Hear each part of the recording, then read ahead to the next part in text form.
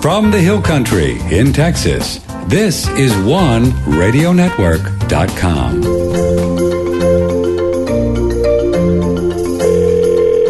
Okay, welcome to hour 2 of our show. I'm calling Dave Stetzer, Stetzer Electric. Stetzer Electric. Is Dave there, please? Yep, speaking. Hi, Dave. We're on the air. Good morning. Hello. How are you? I'm good. You were in Wisconsin, right? Yep, with all the snow. Yeah, how much snow did you guys get? Well, there's probably about 2 feet on the ground right where we're at. Really? What city are you in? Blair. Blair, Wisconsin. That is near... It's about 20 miles from right central all the way to the west, right by the Mississippi River. Uh-huh. And Stetzer Electric has been there, you all about 20 years now? More than that. I've been there since 1975, so... Wow. Dave Stetzer, Stetzer Electric, and he has really been at the forefront of this whole dirty electricity. He was involved with, just getting together with Graham, right? And you have the Graham Stetzer kind of meters you can put in that we'll talk about, and then the Stetzer filters that we're going to talk about. So we spoke with Dr. Milhelm, Dave Stetzer, on Monday. Quite an interesting man, isn't he? Wow. Oh, yeah. Man. And he was telling us this dirty electricity that we'll get into with you here this hour is one of the more challenging things to our bodies, but actually it's one of the more easier things to remedy.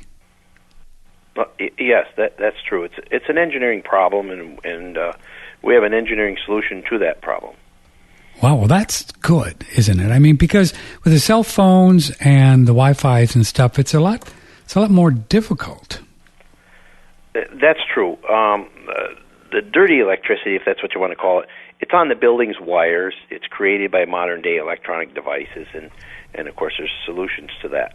Where what's coming through space is harder to, you can shield, but that's expensive. It's very costly, and you really got to know what you're doing. And also, then of course, your cell phones, things like that won't work if you do the shielding. Sure, yeah, or the smart meters won't work if you wrap them up with tinfoil or something. Right, but like the smart meter thing, there's 2 issues with that. One is what's transmitting, through space, the transmitted part, and then the other is there's a switch mode power supply in there that creates high frequencies that puts high frequency current on all the wires in your building, and of course your neighbors and whatever. But there's some shielding material you can get that you could hang behind the smart meter, for example, and so it would reflect it away from the house. Yeah. And then that would take care of that part, and of course you can install filters to take care of the switch mode power supply. So this is what we call high frequency or dirty electricity, white noise, whatever. You put an oscilloscope, a sine wave scope right on there, you'd see it, wouldn't you? Yes, you would, yeah. Okay. If you use this oscilloscope, you can actually see it. And what do we know exactly what this white noise that comes from, that's in the wires, and we'll talk about where it comes from, these high frequencies. Do we know exactly what it does to the human body? I mean, Dr. Milhelm certainly had some ideas. What have you seen proof of? Well, the proof, we know that it alters blood sugar. Okay. We know that for sure, and it causes all kinds of problems. It suppresses the immune system, and we know that it changes the numbers at your dopamine levels of how you feel. Neurotransmitters, that's a number. So, I mean, somebody can say, well, I have a headache, and we change your electrical environment, and your headache goes away, but that's subjective. But your neurotransmitters, maybe the Dalai Lama can change his blood sugar, or we're all working on that, right? Yeah, we're all working on that. But right now I can't, and I don't think you can either. Psychosomatically change your neurotransmitters, but the neurotransmitters is your immune system. Okay, it's like the electrical grid for your immune system. So what happens is it affects the immune system, and of course, people don't die of AIDS; they die of heart disease or cancers or things like that because their immune system isn't working. And I suspect that that's what it is. I know this because we've done research, and I use we lightly because other people have done the research, and read it, and it's Sure. published peer-reviewed literature. So. Magda Havas up there, who we've had on the show over the years, they certainly have some pretty strong research in some of the schools up there in Canada. Yes, in Canada and in Minnesota, they did research in schools in Minnesota. She's done research with blood sugars. She's done research with MS patients, and actually, with MS, they've taken like the CAT scan and seen this plaque on their brain, and within about a year and a half of cleaning up their electrical environment, this plaque goes away. So that's not really psychosomatic. Yes, goes away. Yes. So this dirty electricity, what's the best term that you like to use? Is it high frequencies in the wires? What term do you think is best to use when we speak here this morning? If you're looking at it from an engineering standpoint, okay, it's high frequency transients that's on the building's wires. Mm-hmm. And where do these high frequencies transients come from? Well, actually, it's generated from modern day electronic equipment. Huh. Years ago, we used to use what we called linear loads. In other words, basically when the grid was built, we had light bulbs and motors. And when the sine wave looked a certain way when it went in, it looked the same way when it came out, okay? Electric heat, your incandescent lighting and electric motors. But now we have all our electronic equipment runs on DC current. And so what happens is we have to change the AC to DC. So we come along with the transistor, then we have switch mode power supplies, they're called. And so our computers, our compact fluorescent lights is one of the light bulbs. They're one of the most dangerous things that's come out in this decade. They all put between 50 and 100 kilohertz back on the wires. There's televisions, all kinds of electronic devices that will chop up this sine wave and put these high frequency transients back on the wire. Light dimmer switches, things like that. Mm-hmm. So back when, 1900s, you just had motors, incandescent light bulbs, you had AC current, right? Mm-hmm. No issue. It really wasn't an issue at that time. There was some, of course, you could say, well, there was arcing on the brushes of the generators and things like that. Sure. But it isn't like it was delivered to our homes like it is now. It wasn't so prevalent. There wasn't the sickness there was. I mean, I'm older, but it's like when I went to school, nobody had chronic fatigue or fibromyalgia or ADD or ADHD. And so now we have this, and it's very prevalent. And what changed?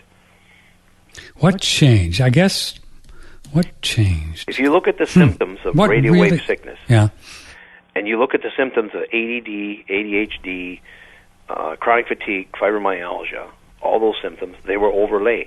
And in 1980, Dr. Robert O. Becker said we are now being exposed to frequencies that we've never been exposed to before. And he said it is the cause of these made-up diseases of the 80s and 90s, and of course, that's what he listed those diseases. And you think he's accurate? I do, because I have the measurements, and I know if I change those frequencies or change those electrical environments, those symptoms go away. Well, that's pretty strong. Yeah, if you think back when I was in grade school with the 50s, what has really changed in 60 years? The most. You could probably argue the food maybe has gotten better. Well, except for GMOs, I guess. But there's certainly more chemicals, more mercury in the air with, I guess, more vaccines, right? But I guess the big change would be electronic. I don't know. Yeah. I mean, we didn't have any computers when I went to school. I went to school in the 60s, and... no cell phones, of course. They didn't exist. Exactly. Yeah. So... and how many kids in your class had ADD? No, well, come on. The kids didn't have anything. The kids got sick every now and then, but that was it. And how many kids weren't sick? And did you ever hear of autism? No, not at all. But Dr. Becker made that link in the 80s. In the 80s. I didn't come along until 1998 when I found this stuff on the wires. But I have the measurements. When you say you have the measurements, Dave Stetzer, what do you mean? Okay, Dr. Becker says, okay, this is the cause of he has this theory, this is the cause we're being exposed to these high frequencies. But I come along and I can take an oscilloscope and I can look at that 120 volts that you think you have a nice clean power on your building wire, plug into an outlet, for example, in your office, in your school, or, in your bedroom. Mm-hmm. And I can look at what's left on that, the high frequency. I can see that high frequency on that, and anybody can do it too if they want to buy an oscilloscope. Uh-huh. And you can see the high frequency transients that are on the building's wires. They're just there. It's there, yes. There's nobody that's immune. Now, and it's mostly there. This I want to understand. You said appliances run on DC. They're made to run on DC, but then they're converted with these little power supplies to AC because, of course, that's what we have. Just the opposite. Oh, just the opposite. Okay, say. We plug our computer. Electronic circuits like computers, things like that, they use DC current, direct current. Oh, okay? Well, that's what I mean. So they make the computer to use DC. Yes, exactly. Okay. So now we plug it into an AC wall outlet, right? Right. We have to change the AC to DC. And in doing so, we're turning that on and off, okay? If you go to your light switch, for example, and you kind of turn it on real slow, you might hear a little bzz, little buzzing in there. If you turn it on slow, it's like arcing. Well, it's sort of like the same thing. Arcing is like a high-frequency event. Same way with a switch-mode power supply. Like, a Dell laptop computer, for example, will put 25 kilohertz back on the line. The newer ones will put 50 kilohertz back on the line. Dell Towers, 16.6 kilohertz back on the line. Apple, 12.5 kilohertz back on the line. Back on the line, meaning that's the high-frequency stuff we don't want. Yep. It puts it right back on all the wires in your whole house. But why is it that if I have solar panels on the roof and they're not connected up there because the batteries died, went to heaven. But say I got a solar system with no inverter, just doing pure DC into my home, I can't plug these appliances. They won't work. No. Right? But I thought you said they were made for DC, so I'm confused. Well, actually, okay, they are. Like a laptop battery, okay, you can unplug your power supply, actually, like a laptop computer, for example. Mm-hmm. You unplug it and your computer still works because it's running on a battery, right? It's running on DC. All you're doing is charging the battery, basically, by plugging in your computer, into the charger. Okay, but they make DC appliances special for solar homes, don't they? Those are different. Yes. Okay, and what's the difference? Well, the appliance. Well, then they're made just to run on direct current. Okay. You don't have this converter. Ah, I gotcha. Okay, you don't have the converter. Now, Sam Milhelm suggested to us, just to get a broad view before we dig more into this, Dave Stetzer, that DC paradigm, say DC maybe just from the sun to DC special appliances that are DC, that's the safest. Is that, in your opinion, correct?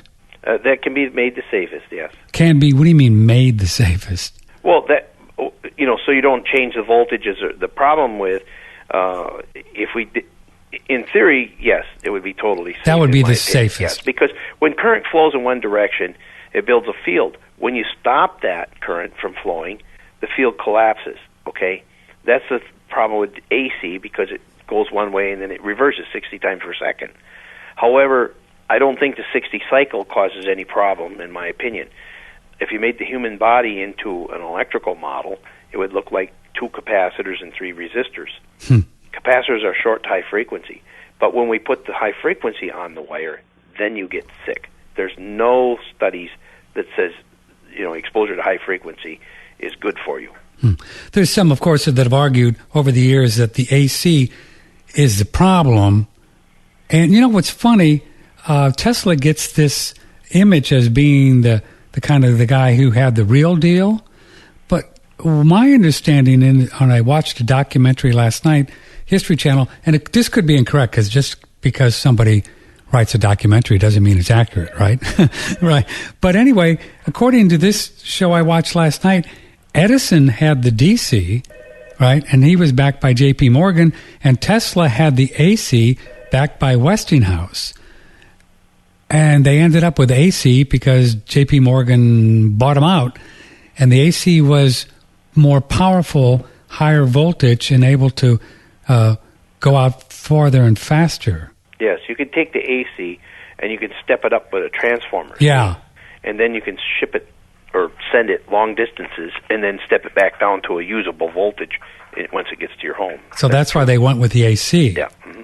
So do you think, just to lament here, do you think we all would have been better off if we would have gone with the DC and an Edison's deal? I mean, I know it's silly to even ask, but I mean, it's an interesting question. It's an interesting question. We would have to have power plants, a lot more of them closer to our homes. Yeah. But I don't really feel that the AC is unsafe. It's like water, if I could use a cheap analogy. Mm-hmm. If you go to Mexico and you get sick because you drink the water and you say, water makes me sick, and somebody in Atlanta, Georgia drinks water, and they say, no, water doesn't make you sick. And you can have this argument back and forth, and you can do all the research and all the time.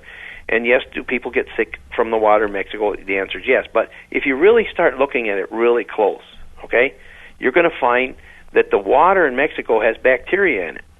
And this bacteria is what really made the person sick, not the water. And so you can treat that bacteria, okay, and then you won't get sick. And so it wasn't the water that made you sick, it was the bacteria. You could put it on a piece of bread and get sick, right? Mm-hmm. So it's the high frequencies that make people ill.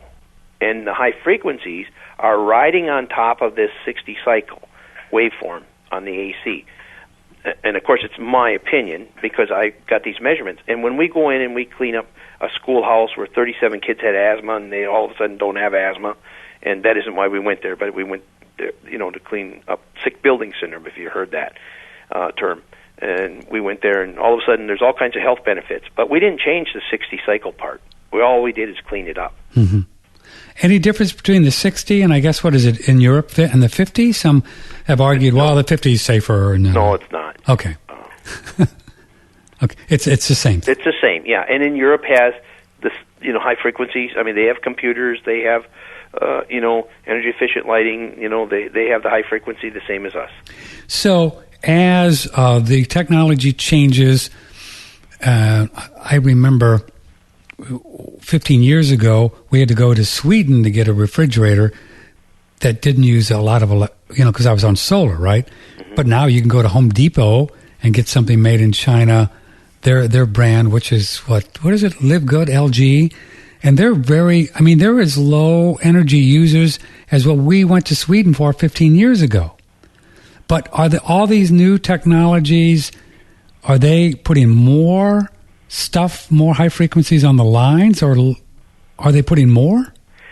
Actually, like refrigerators, things like that, are a linear load, okay? But the problem that we have now with new appliances, because of the smart meters, the appliances themselves will transmit. And they transmit very high levels of RF energy through your house. And they're talking with this smart meter, and then the smart meter can go on to the utility or Homeland Security or whoever's.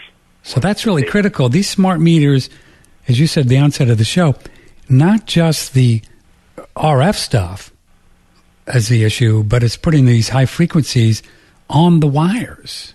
That's correct, yeah. Wow. And so my fridge that I bought a year ago after my other one died probably is set up for this. And even though I don't have a smart meter, is it still putting high frequencies on the line? That's going to put it right through air, right through space. Oh. That refrigerator is going to be... you wouldn't go down to the police station and say, hey, aim a radar gun at me, would you? No. Well, don't sit in front of your refrigerator. I mean, unfortunately, it's a sick analogy, but that's kind of what we're saying. Well, I can tell because if I have an AM radio on in my home, transistor, not plugged in, right, and it's 20 feet away, I can open up the fridge and you can hear something on the AM radio. Mm-hmm. What does that tell you? It tells me that every time you open the refrigerator, then you now are starting to transmit. And it's supposed to send a signal to your smart meter, and then your smart meter is supposed to say, oh, yeah, he opened up his refrigerator, he's home. It collects all kinds of data. Oh, great. Okay. Oh, man. I had a freezer that went bad. We had a real hot summer, and we had a freezer that went bad this year in my own home. And so, we called my my wife called me and we were busy, and they said, well, go to Sears and Roebuck and get a freezer, but make sure it doesn't transmit. And so the guy said, oh, no, it doesn't transmit or whatever. Right. And so they brought it home, and they delivered it and everything. And I started getting sick. My wife didn't feel good, so I took a meter. Sure enough, there's my freezer transmitting, every 20 seconds. What kind of microwatts per centimeter? What kind of meter did you put on there? I used an HF. It's called an HF for high frequency, 35C.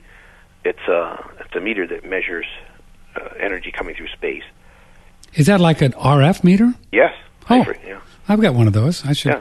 Yeah. Check it. And then, of course, then we called Sears, and they ended up taking the freezer back, but because it was transmitting all the time, even not by just opening the door, it was transmitting all the time.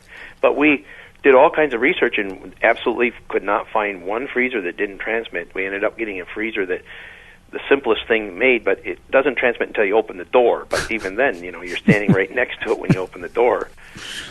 So they're making all of these. When do you suppose they start making the transmitting appliances? Do you have any idea? Well, I think within the last 2 years. Oh, really? Sure. Huh. Yeah. Wow. Boy, keep those old fridges, folks, right? Yeah. Keep them.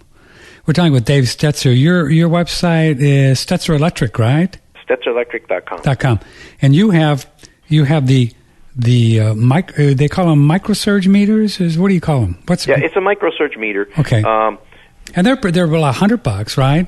Yeah, that. Yeah. Yeah, a microsurge meter. And what you can do is you get one of these meters. You can plug it in the wall, right? That you all developed how long ago?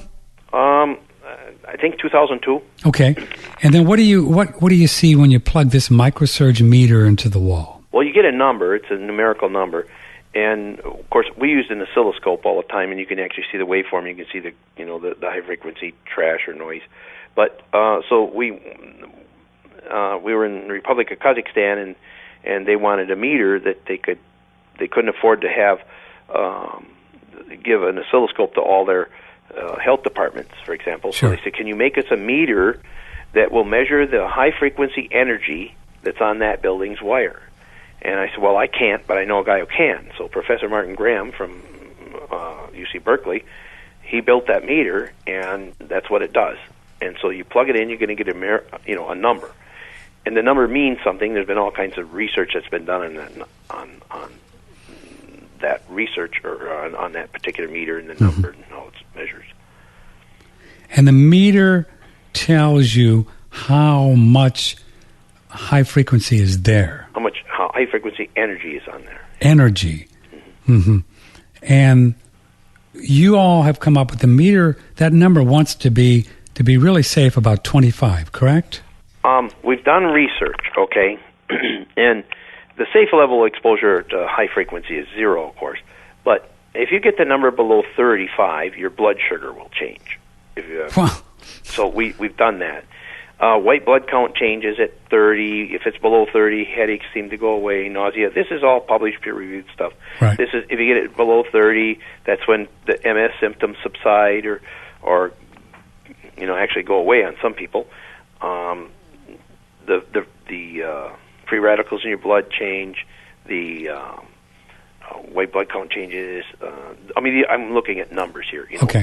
And certainly, Millam just released some research on the neurotransmitters and dopamine levels, and of course he did some research with the Quinta Middle School study in California, and if the number's above 2,000, and you're in an environment for more than 6 hours a day for 180 days a year, because that's the teacher contract in California, you've increased your chances of getting cancer by 25%. Really? If the number's above 1,000, you've increased your chance of getting cancer by 15%.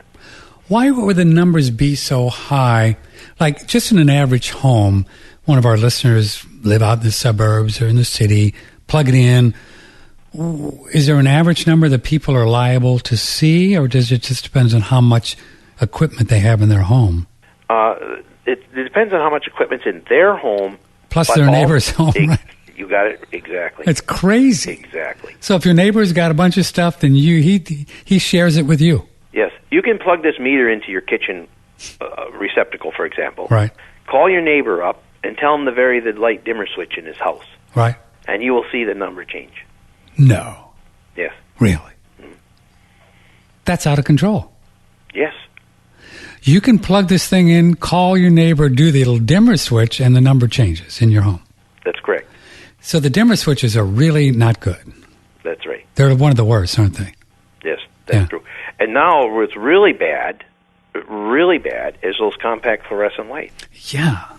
So this compact fluorescent lights put high-frequency transients in there just by using them?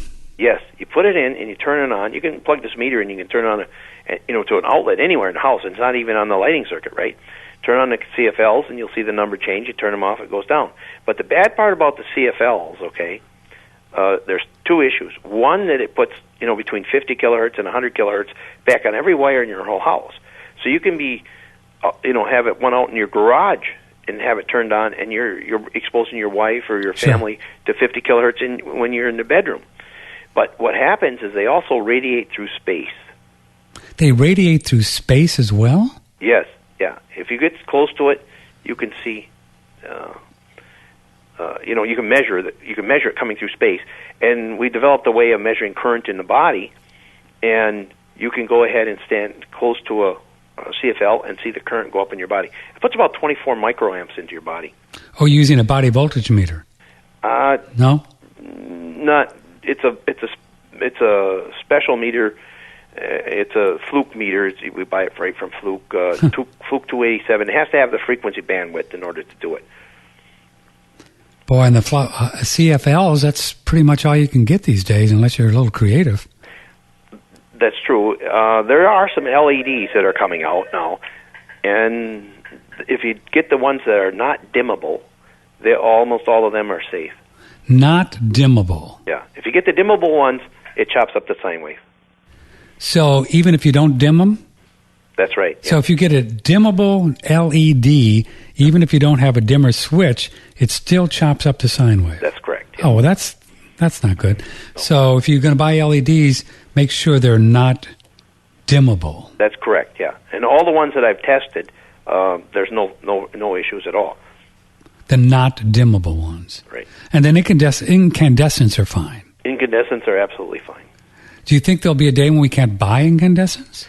It looks like that. It's coming. But the only problem is, they got, first of all, the CFLs have mercury in them. Yeah. You can't dispose of them properly. If you break one, technically you're supposed to call hazmat to come and clean it up. Oh, good. I don't have I have no idea why somebody lobbied so hard or something that the government actually, come along with these rules. Sure. It's amazing. That'd be a great story if you really knew the truth about that one, wouldn't it? And actually, there's a white paper that just came out. Well, they're talking about energy efficient. Uh-huh. Well, these things put so many harmonics back on the line, high frequencies, that, it increases the impedance of the neutral wire taking the current back and all these other problems, and the power factor changes and things. So it really doesn't save money at all. So are you saying when they say these CFLs only use 12 watts and a 75-watt bulb, that it's a lie? Oh, no. It does only use 12 watts, but it creates a bunch of high frequencies. Right. Then the grid doesn't work as efficient. Ah. And so then there's more losses. So we have to use more fossil fuel to make up for those losses. Oh, good. So you don't save money. And if you change out all these light bulbs, and they're saying, okay, it saves energy, but it doesn't save money. And one of the things that your listeners may be interested in, okay, they should go back and look at their electric bill, because these high frequencies, what do these high frequencies do? They cause induction disc meters to read inaccurately. It's in any engineering handbook. Oh, so the metering may be faulty with these high frequencies. When you start putting all these electronic loads and these high frequency transients on the wire, the building's wires, your meter spins faster than it should. Well, there you go. That's why they're... It's like going to the gas station, Yeah. And you fill your car up. The meter goes faster. Yeah, and you put 30 gallons of gas in a car that only has a 20-gallon tank. God. Well, there's a screenplay in there somewhere. The bad part is you got to pay for the 30 gallons. Yeah. All right, stay right there. Dave Stetzer's with us, STETZERelectric.com. We have a lot more to talk about. The stray voltage thing. We'll talk about the filters that you can get. The cool thing about the high-frequency transients, it's really pretty affordable to fix up your house. I mean, these meters are, I think the The filters are $35 each, so just depends on how many you need, and you got so it's a little bit of an investment, but it seems a lot easier than some of the stuff you have to do for the RFs with cell phone towers and portable phones and Wi-Fi's and that. But okay, so stay right there. We're going to take care of our body for a moment. Stephen Hewer, One World Way guy, juicing vegetables and fruit. Surely that's all we need to do. Fresh leafy greens and blend them up with fresh ripe fruit, and you've got yourself a highly pulverized, highly assimilable green fruit super smoothie for all of its antioxidants, alkalinizing, structured water, vitamin, mineral benefits, but don't rely on it as a protein source. If you were born and raised from parents that were very, very health conscious and you have very good genetic code, very good digestive tract, you were breastfed and you have good GI tract development and good probiotic populations, you may be able to be so efficient at amino acid absorption that you need very small amounts of protein. You just got very efficient absorption. Most people born from the 50s, 60s forward have been compromised. They weren't breastfed. They were given antibiotics. They had damage in their gut from mercury from their dental fillings, and there's various different things that have made it so that they need more dense protein in their diet so they can assimilate enough amino acids to be a thriving human being. Well, we want to be one of those, Stephen Hewer. Lots are trying it. Maybe you'll try it for a month or two. Raw, grass-fed, One World Way. Front page, OneRadioNetwork.com. Me, a cat, moving in with a single guy. At first, I thought it might be a little weird, but turns out it's actually pretty amusing. For instance, like my human's gotten so used to me being around, sometimes I think he forgets I'm here. He'll get up for work, shower, shave, and come out with no pants. Plops right down in front of the TV. Hello, there's a lady in the room. A person is the best thing to happen to a shelter pet. Be that person. Adopt. Brought to you by the Ad Council and the ShelterPetProject.org. Daniel Vitalis, what is the difference between chewing on an elk velvet or cooking it or something, and you all put it in a tincture with the grape alcohol? What's going on? So Thrival's using a process called the Russian method.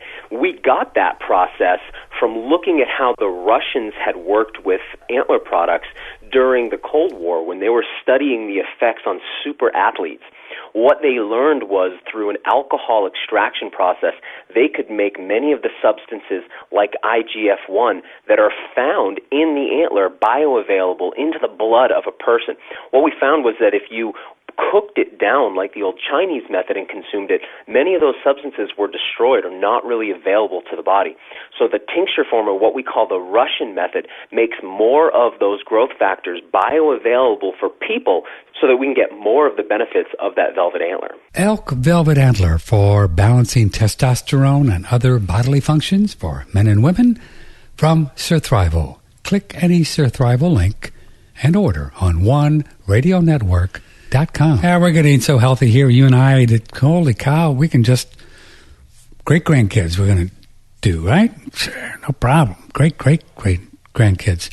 A superfood that we're loving and that I think that you'll enjoy trying at least for a couple of months to see if you might kind of feel some energetic juice from. It's the BioAge Bio Superfood. You can click and order through OneRadioNetwork.com. It's really a nice product. It's affordable. You don't have to take a lot. BioAge. You can hear the interview, why BioAge is so special. There's a little click thing in red right below the ad, and listen to it and maybe try some. There's a lot of different choices. The bottom line is the C3 has more juice, more ounce per, it's just more potent. You could probably take less, so it probably works out financially about the same thing, but use your judgment, try some things. BioAge, click and order on the front page of OneRadioNetwork.com.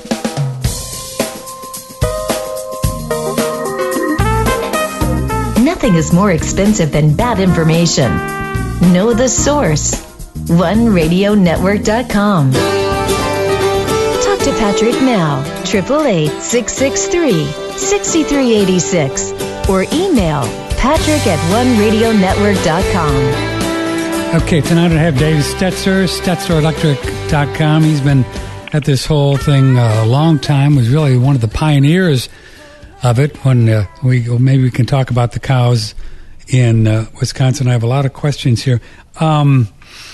So if one had conduit around all of their wires, which most people don't, but if they did, would this high-frequency stuff still be an issue? Oh, yes, definitely. It would? First of all, Huh.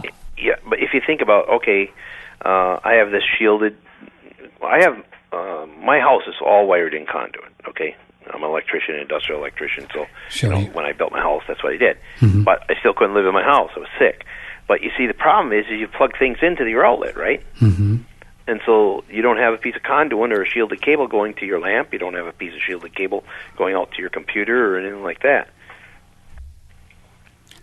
Oh, so... You still got a toaster you plug into your kitchen counter, right? Right. That's not in conduit. Oh, I see. So then... Now you have an antenna. Oh, you have an antenna. Yeah, see? Your refrigerator doesn't come with a shielded cable that goes or your freezer or anything like that. Okay. So you all then figured out...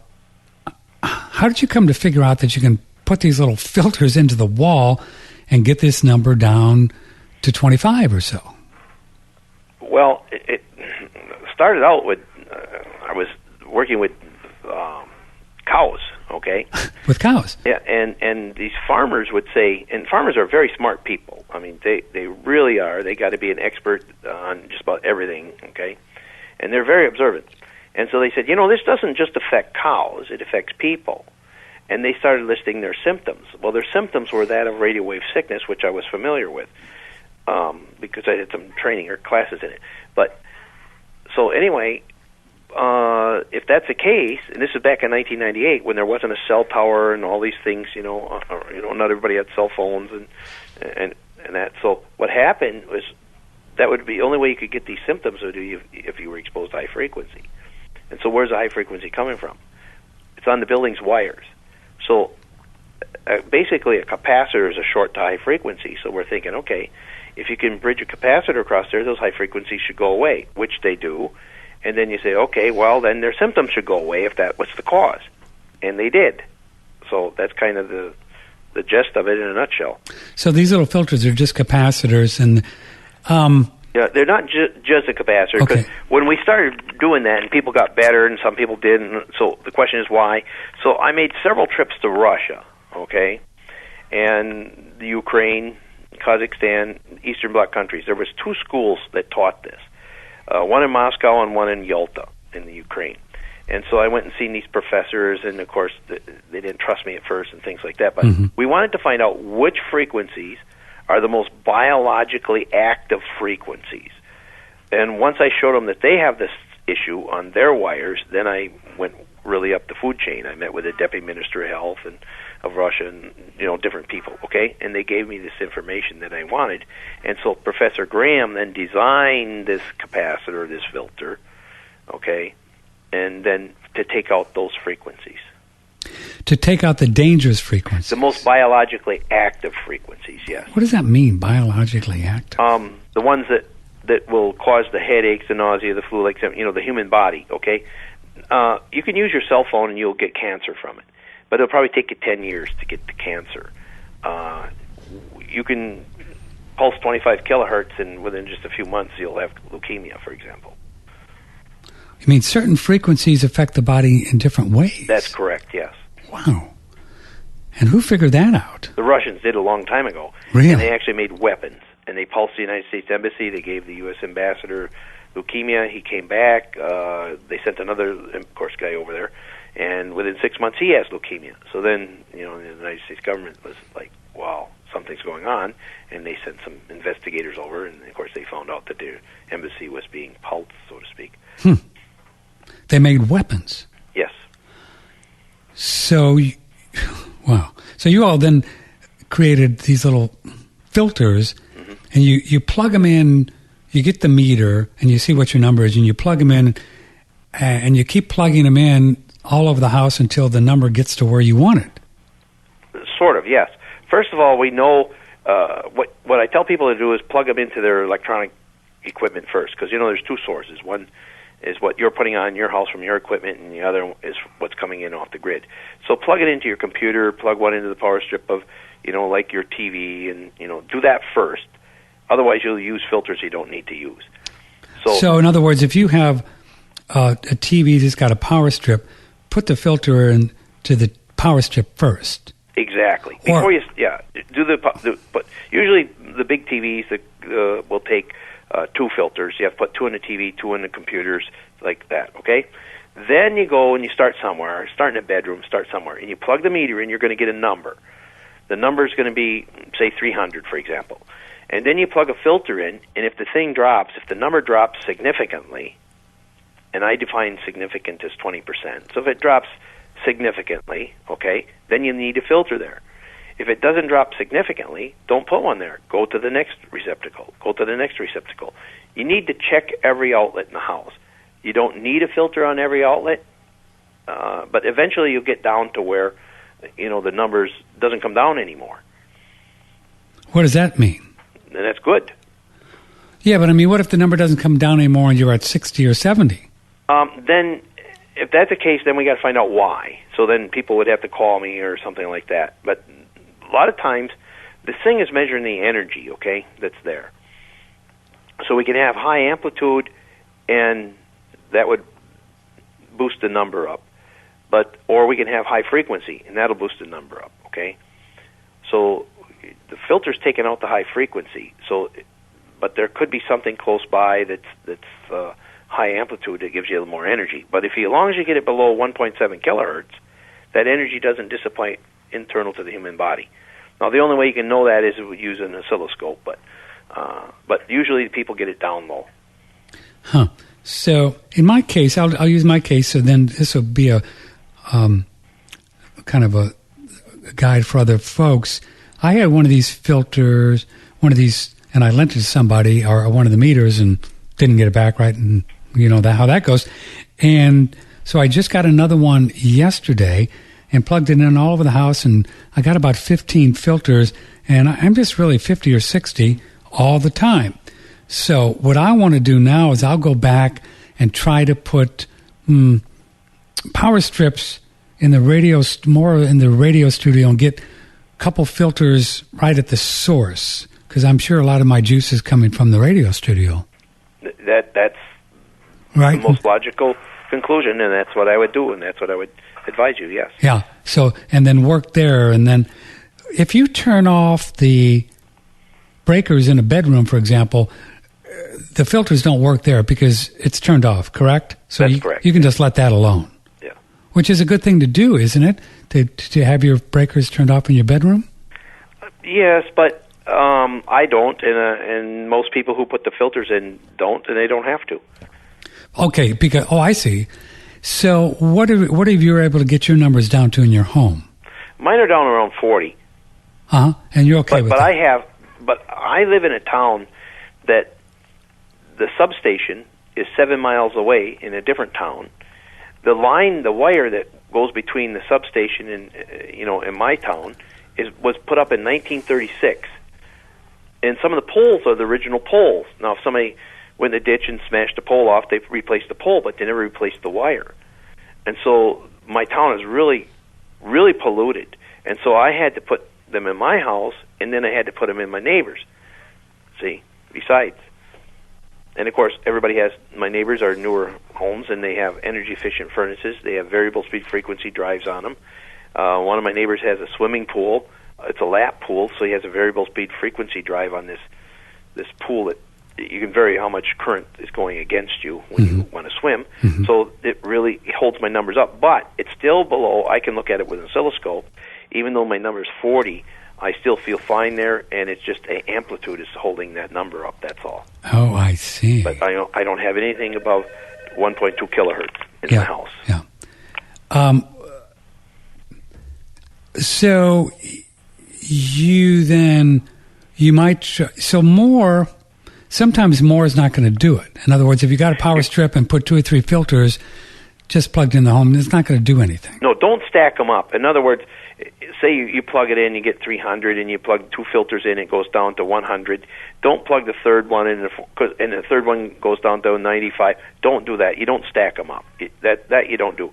Just go somewhere else. Just keep working your way around the house. But you need 2 on the TV, 2, the bigger screen TVs, and that. You need 2 on the TV, 2 on the computers, and that's what most homes have, okay? Mm-hmm. And, just TVs and computers would be the big polluters.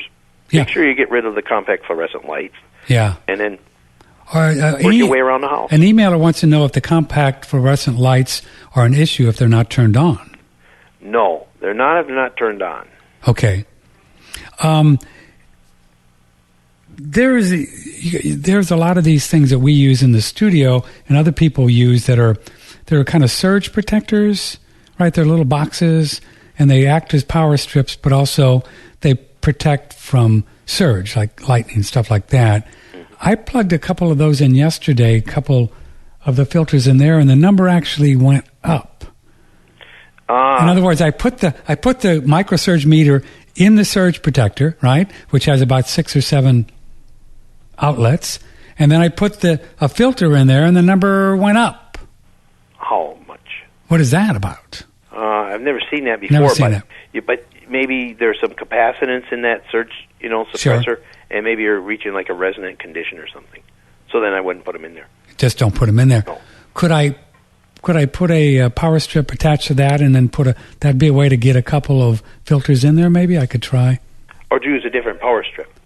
Use a different power. Yeah. Now, one other thing, you spend a lot of money for that power strip.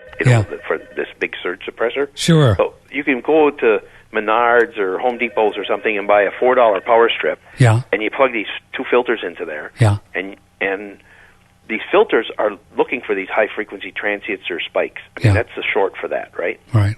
So you've now got yourself the best power strip on the market. Oh, so you don't even need the surge protector. You don't need that because you have the surge suppressor. Remember in the old days, okay, because you're old enough now if you went to school in the 50s, when we first bought computers, and then they were always broke down, you had the computer tech come, and he says, yeah, there was a spike on the line. Right. Right? Okay, so they had to make these components a little better, and, we got the Sabima standards and things like that. But then, they're saying, get this surge suppressor, get all this. Okay, well, this filter, that's what's on the line, is those spikes, okay? That's what this takes out, those high-frequency transients. And so that'll be there, and your power going to your computer or whatever is going to be very clean. And that actually works as a surge protector. Yeah. Mm-hmm.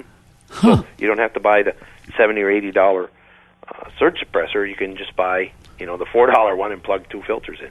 And there you go. Well, that's good information. Huh. So Sam Milhelm let's go to this stray voltage thing, right? This is another issue, isn't it? Yes. I mean, is it an issue as far as our health is concerned, Dave Stetzer? Absolutely. So tell folks what stray voltage is and how does it affect our health. Well, first of all, there's no such thing as stray voltage, but that's a phrase that was coined by electric utilities and public service commissions because that way it leaves this error of who's responsible for it. Oh.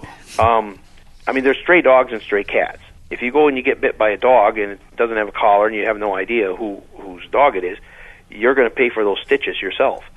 But if the guy, the collar has a name on it and whatever, that's the guy that's going to pay for the stitches, right?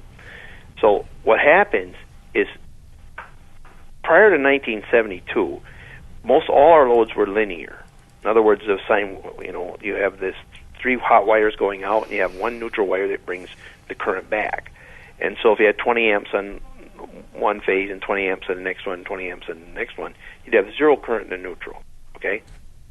So what happened is in 1972 we had an oil embargo. We had to get more energy efficient, so we started using current in short pulses, creating all these high-frequency transients. The bottom wire can't handle it anymore. So what happens, that wire isn't big enough. So in 1992 we drove a ground wire on all the poles. In 1998, 70% of all the current that goes out on the hot wires, when you're driving down the road and you look up and you see these great big wires, right? 70% of all the current that goes out on those wires is returning via the earth. What? The return trip is made in the earth. 70%. That was 98 figures, okay? Yeah. And so it's more than that now. That was done by EPRI, Electrical Power Research Institute. That's in Palo Alto, California. Yeah. The utility's own research arm. And the Minnesota Science Advisors in 1998 came out with a report. So in 1998, and both of them agreed, 70%, 2 separate studies, 70% of all the current that goes out on the phase wires returns via the earth. It goes back to the substation. It has to go back to the substation. So now where are your water pipes? Where are your gas pipes? Buried in the earth, right? I guess. And where do the cows stand? on the earth, in the barn, in salt and urine and stuff. And that's why the cows got sick. Because of this so-called stray voltage. Yeah, it didn't stray. It went where people put it. Yeah, well, I mean, the utilities put it in the earth. If you have a sewage system, and it's, like 2-inch, say you have 10 couples and they build up 10 houses on a street, right? Mm-hmm. 5 houses on each side, and they have a 2-inch sewage pipe that goes out to a 4-inch main. Well, if the 4-inch main plugs up, how do you fix it? You got to dig up the street and put in a bigger pipe. Same way with the utilities. They should put a new wire up, right? A bigger wire. That's one way of solving it. Or you could dig up the street and put another wire in, right? But there's another way of solving it. You could dig up the street and you could punch holes in that pipe, allowing the sewage to bubble all over the place, right? Well, they don't call it stray sewage then, would they? No. You know where it's coming from and you know where it's going. Same way with the electricity. It shouldn't be called stray voltage, although that is the term that was coined. But it's ground current, it's earth current. They drove a ground rod on every pole. They're putting in a current right into the ground. We know right where it's going into the ground, and we know it has to go back to that substation. So we know where it's coming from, and we know where it's going. So what's stray about it? Boy, you open up that can of worms with the power companies. They probably go nowhere near that. They don't want to. Well, They're responsible for it. They're the ones who put the current in the ground. The consumers and people are responsible for creating the high frequencies to begin with. So, they deserve a black eye, but they probably don't deserve to get beat up, So how does this voltage, ground voltage that comes in, I guess the water pipe, how does this affect us and how do you protect from that? Well, it's very difficult. First of all, like if you have metallic pipes coming into your house, mm-hmm. you can cut the pipe and put a piece of plastic in there. Yeah. It will reduce it quite a bit. Because there will be a huge magnetic field, and remember, it's not a clean magnetic field. It's not 60 cycle. That's going to be on that water pipe that runs underneath your floor, and if you have, depends on the configuration of your pipes. But so you break the metal connection with gas or water somehow. Yes. Like gas, you have to put have a plumber come and put what's called a dielectric union. A dielectric union. Yeah, it's a hard fiber, that it's made, and so you don't have. And black pipe isn't as good a conductor as like the copper tubing would be. Mm-hmm. So then the PVC or something that breaks the whole cycle, that it doesn't pick it up from the earth. Yeah, the bad part is so you fix your house, right? Right. There's no less electrons in the world, okay? So you just increase the neighbors. Oh, good. So this is why Sam Milham argued against the grounding technology, because you put a ground rod in the earth and you have a little pad under your feet like I had for the last couple of years, and maybe that's not so good. It's not a maybe. It is absolutely no good. Let me ask you a question. Would you go out and would you hook a wire to the bottom wire, the power pole, No. the high line, and then run it right into your bedroom and sleep on a mat? Or No. Okay, well, that's exactly what you're doing, and you say, well, yeah, but I just plugged it into that little ground plug on my outlet. Well, if you follow that ground wire in your outlet, it goes to your circuit breaker panel, which is directly connected to the neutral, which is directly connected to the primary neutral on the power line. Right. The ones that went into the outlets, they were phased out long ago, but now they're going into a ground rod in the ground. That's the same thing. Same thing. That's what Sam said. 70% of all the current that goes out, that was 98. It's more than that now. 70%. You would never dream of hooking yourself to that power line, would you? No. You need to take a voltmeter, sometime go out and put that rod in the ground or wherever you want, and then take a voltmeter and go between the two pins, like the wire that's going to connect to your mat and that, and look at it. If you use an oscilloscope, you'll see the actual waveform. So the Earth is a ground. Does it just spread all over, or does it go in a line, or what does it do? Ground currents are current takes the path of least resistance. Okay, and that's Ohm's law, and Kirchhoff's law says that it will take any and all paths. So there's going to be a certain amount of current everywhere in the ground. There's more current density. There's more current, of course, in in the areas where it's less or more conductive, okay? If you went out into the field, for example, like a field in Wisconsin, you would have about 100 ohms per square meter of resistance, okay? If you went to a swamp, you would have about 10 ohms per square meter. So, of course, 30 ohms in a swamp, 100 ohms in a field. So more current would flow in the swamp. But if you went to a barnyard, you would have about 10 ohms per square meter. Because? Because of the salt and the urine and manure and things like that, all the minerals, see? Wow.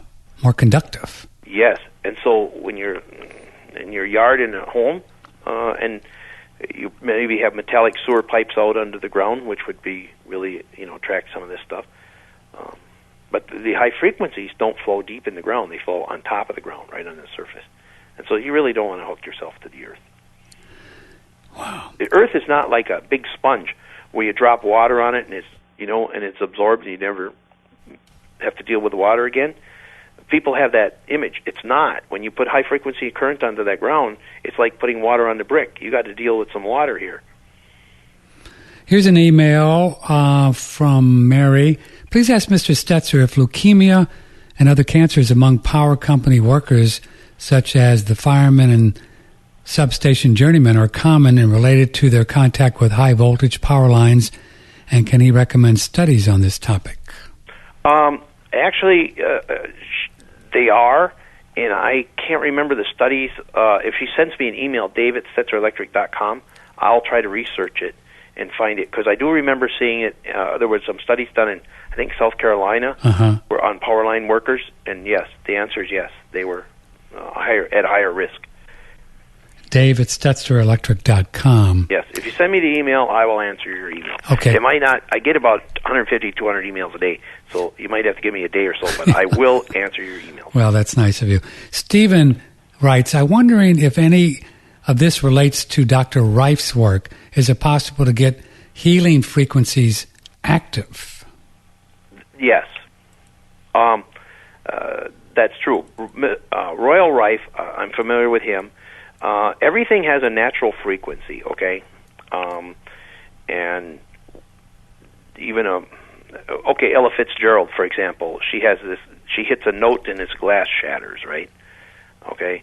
The same thing with Royal Reif. He had these cancer cells that, like a spirochete, for lack of a better word, or something was in this cell, and he noticed that when he got a certain frequency, this was destroyed. Okay, so if you find the natural frequency, you can get a beat frequency or resonance of it, and you can excite that and destroy it. I see.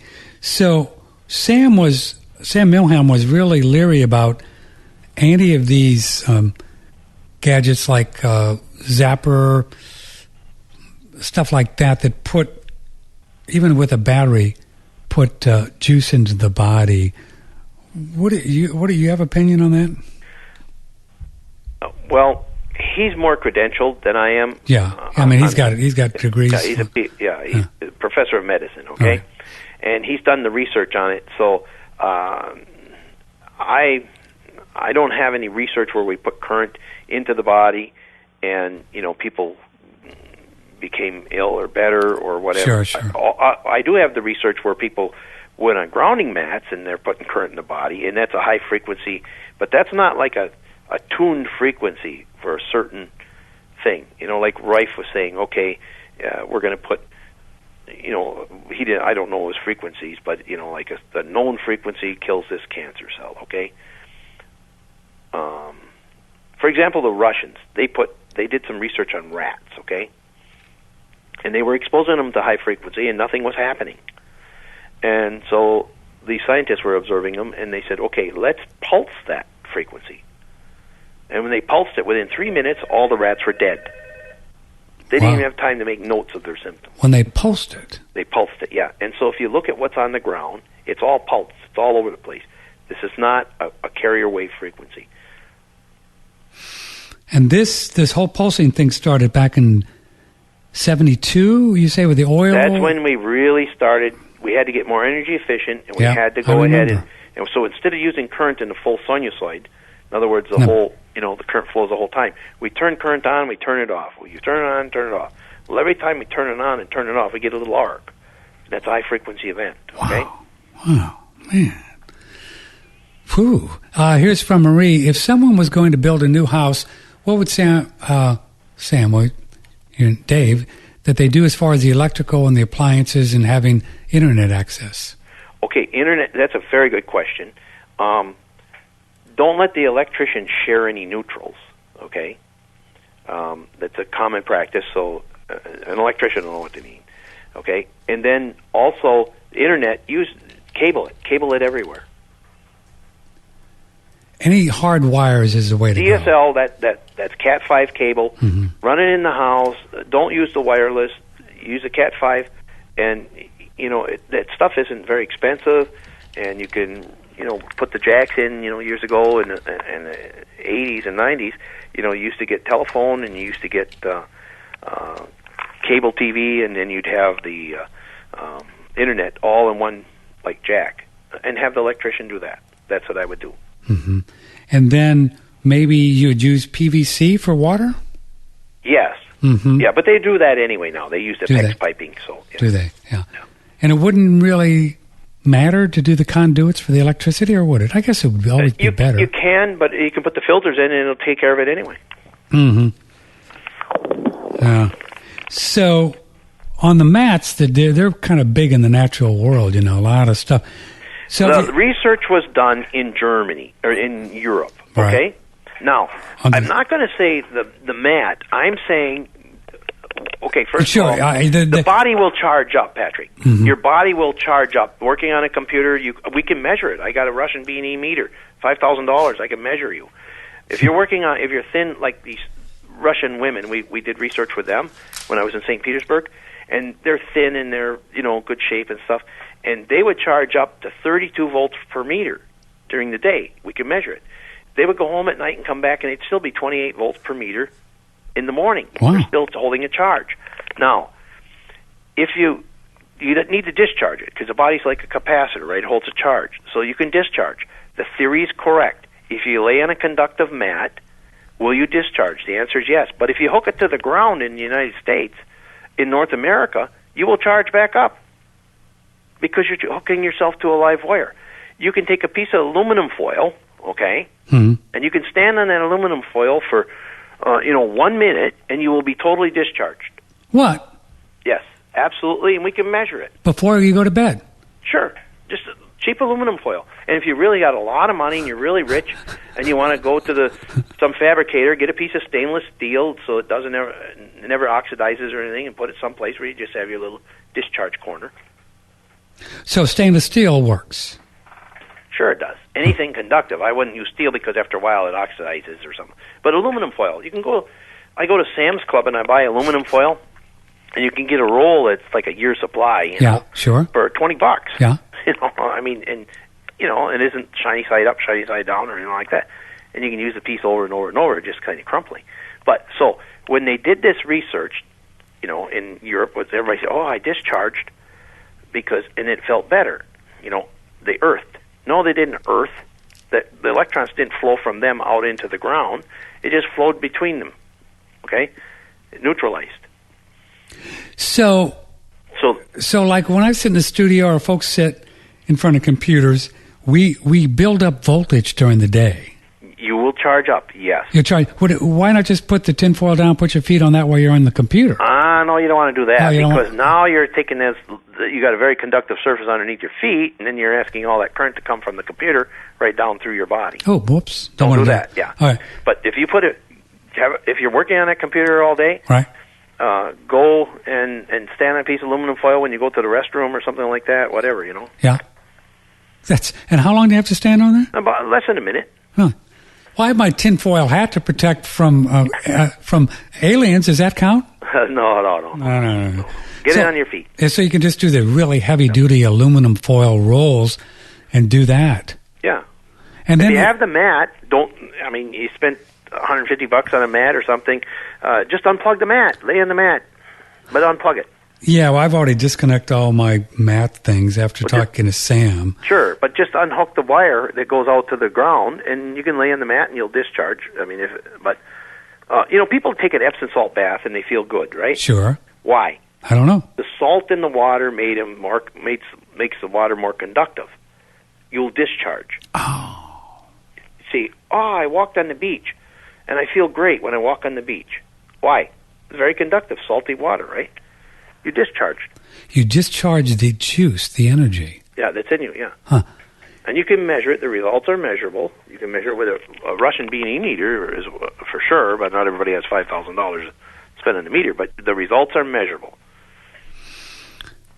But these mats that they sell, these earthing mats, they're just kind of some kind of a rubber thing with some fibers in it. They're not going to discharge, are they, without being plugged in? No, you don't. If you plug it in, you're going to be charged up. Yeah. I have the measurements. I have measurements that between the mat and that wire. I can show you where you will actually charge by standing on it. I have the measurements. Right. Well, why is it? I got a body voltage meter from lesscmf.com, right? And where you plug one of it into the outlet, right, and then you hold the handle. And my body voltage in my studio was X, and I stepped on my grounding mat that was grounded to the ground outside, and my body voltage went down considerably. So I'm thinking, well, this is good. It works. No, it's not. You've increased the amount of current in your body. Oh my goodness. The voltage went down, but because it looks like that, because now the current has a path. The pressure. See, voltage is like pressure. Okay, so if you had like a gauge on your water faucet, on your kitchen sink, for example, and say you got 80 pounds per square inch, and you turn the faucet on, and the water starts flowing down the sink, right? But now it goes down to 50 pounds, for example. You understand? I got you. The pressure dropped. Why? Why did the pressure drop? Because you have a flow. Now, if you're plugging into that wall outlet, that ground, and you step on this aluminum foil, it drops. It's false. People that are doing this are not electrical engineers, are selling this or doing it, or they don't understand the theory of electricity. Because you just stood on that. Now you've already you've increased the flow of electrons from that wire. That wire, that ground over there, that you plugged into, there's voltage on that. Yeah. And it isn't the voltage that you're measuring in your body. You're measuring the voltage between 2 points, and there's voltage on that wall more than what's in your body. Wow. So the safest thing is just to discharge some tin foil and have the high frequencies as low as you can in your home. Right. And you probably won't charge up unless if you have the high frequencies low. Sure, you won't charge up. Yeah. But if you before you go to bed at night, if you're sensitive or something, stand on a piece of aluminum foil. It only takes a minute. Sure. I knew Air Force general. He was a doctor, and of course, generals made more money than sergeants. So he could afford stainless steel. So he would have a piece of carpet cut out in his house, and he had stainless steel put in. And when he'd come home from the hospital, because and this is a long time ago, years ago, right? He would come home from the hospital, and he would stand on there when he'd sort his mail, hang his coat up, things like that. And he was totally, slip his shoes off, totally discharged. Well, why use stainless steel if tinfoil works?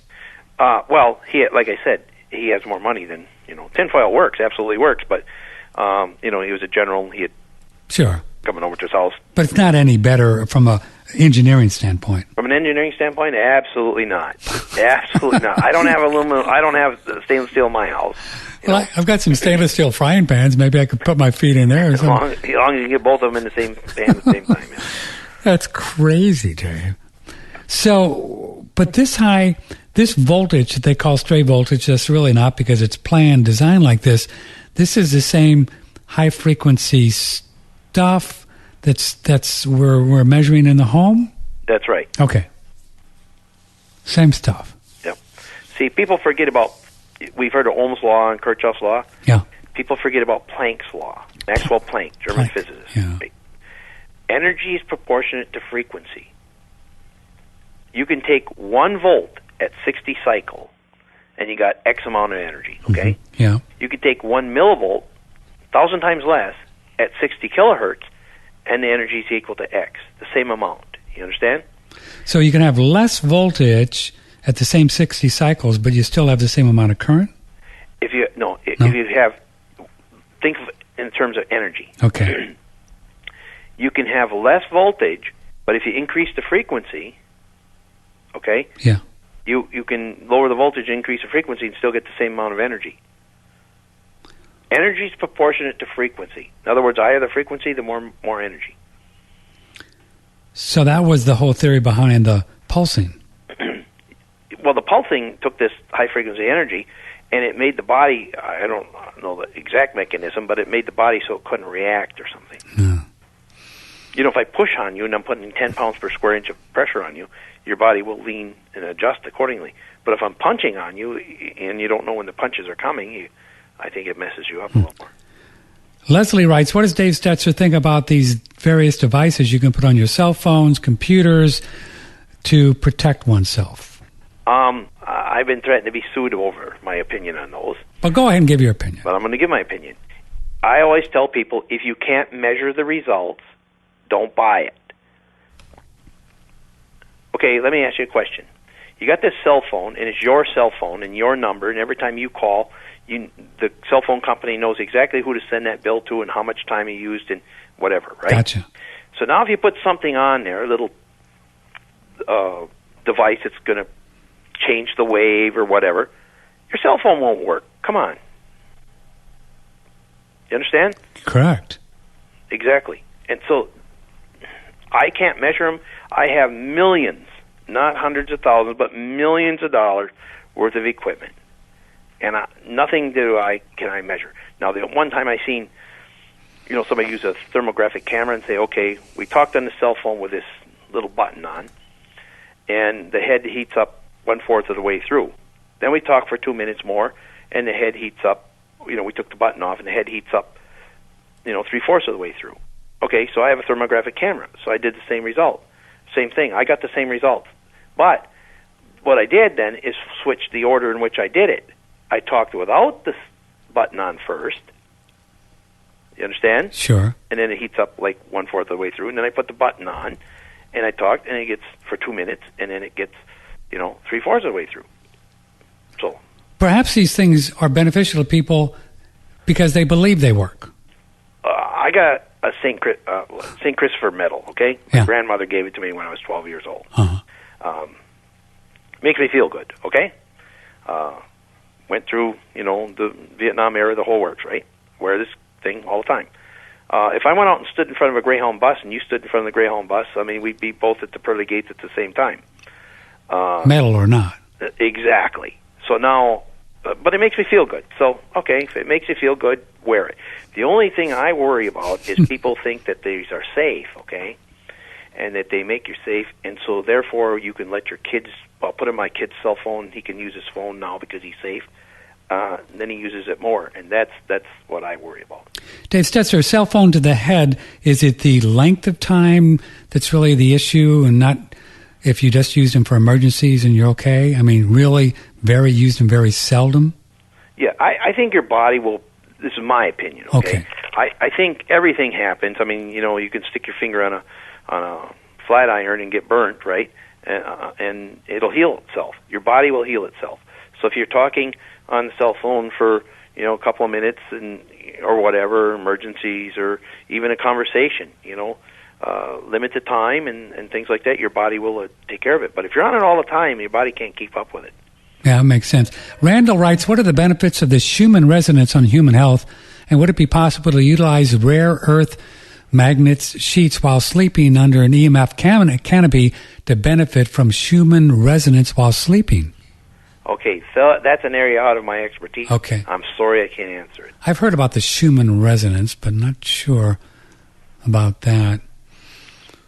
Wow. Well, we've got a lot here.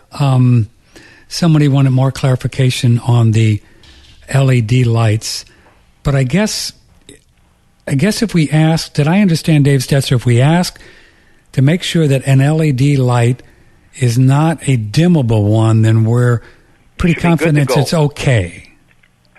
All right, should be good to go. Yeah. And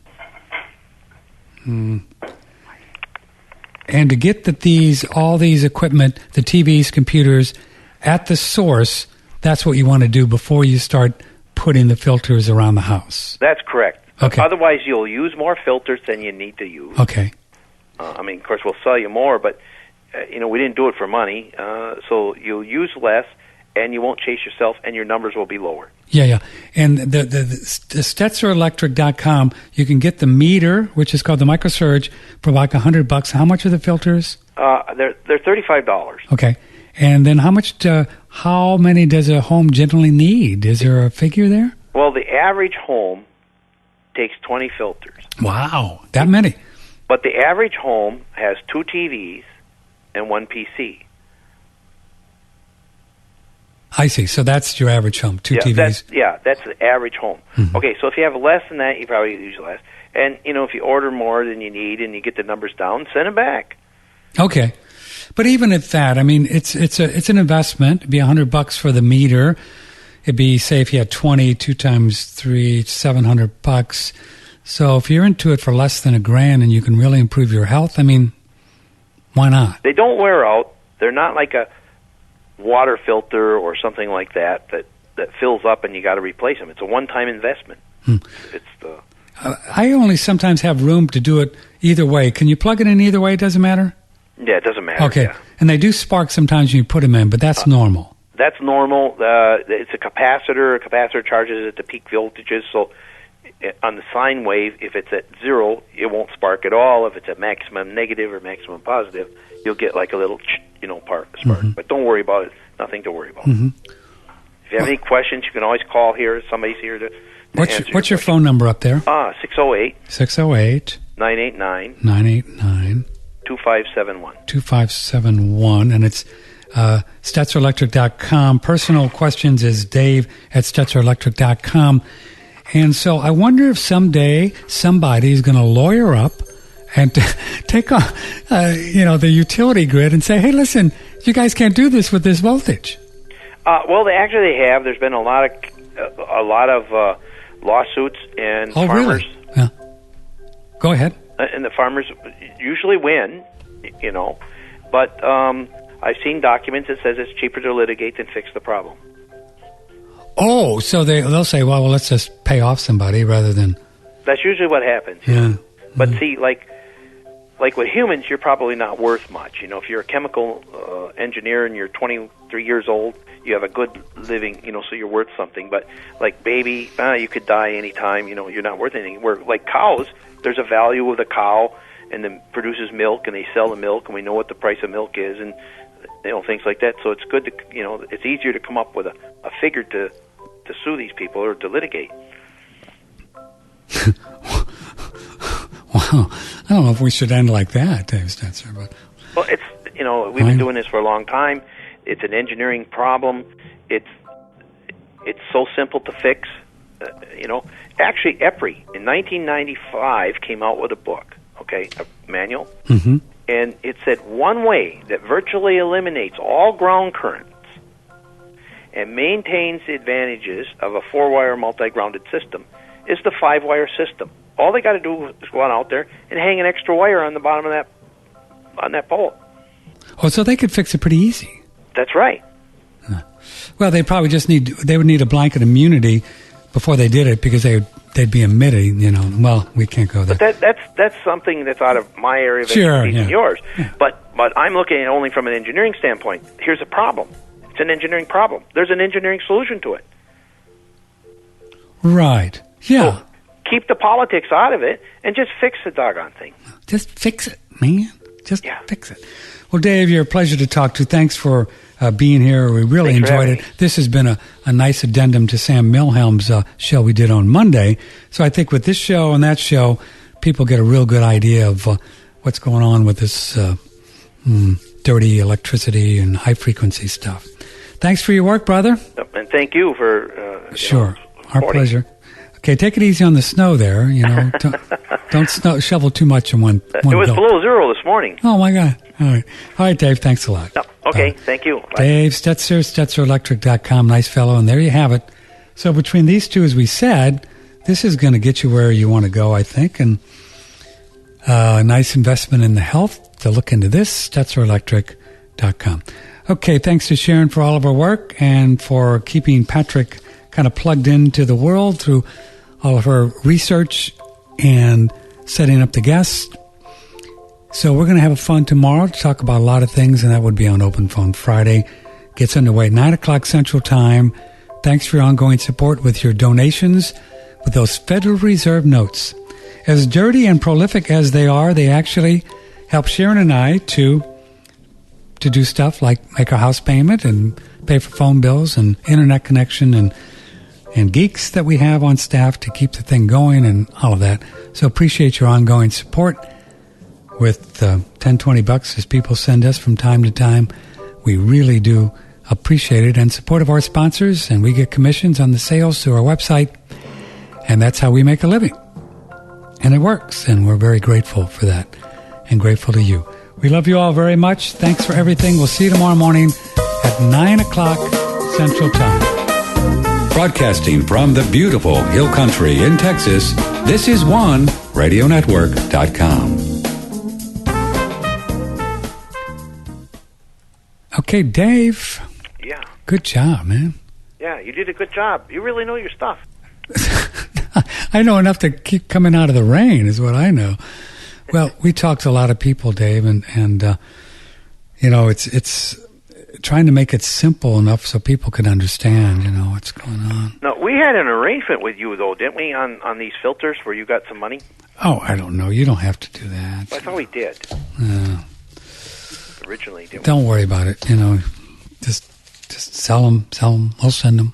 Well, if we get something here, we'll keep track of it. Okay? Well, that's nice of you. Yeah, no, we will, because I mean that's only right. Well, I may be calling you because, as I said, I'm up around 60, 70, 80 sometime around my house, so I got to get creative. 80's not good. I know. 60, I would, it's questionable, but 80 is like. Then something's going on. So most of my power strips in my studio are filled up. So I'm wondering. You can buy these tees for about $2. Tees? What do you mean? It's a cross. It looks like a cross. It's an adapter. It's got like one male and then 3 females on it. Oh, okay. You know what I'm talking about? They're about $2. I just bought some for $1. So plug those into some of my strips and then put a couple filters in there. Yeah. Uh-huh.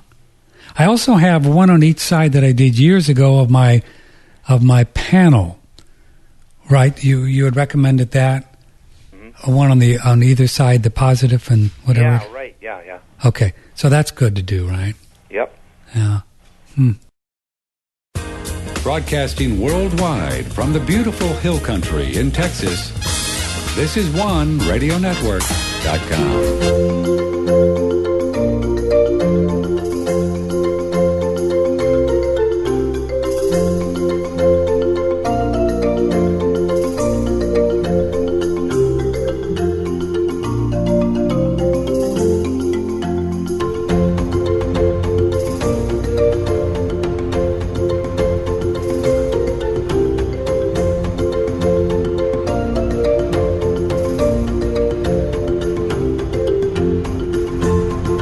My favorite songs, our theme song. We often get asked, where's that music from, by the way? It's from the movie,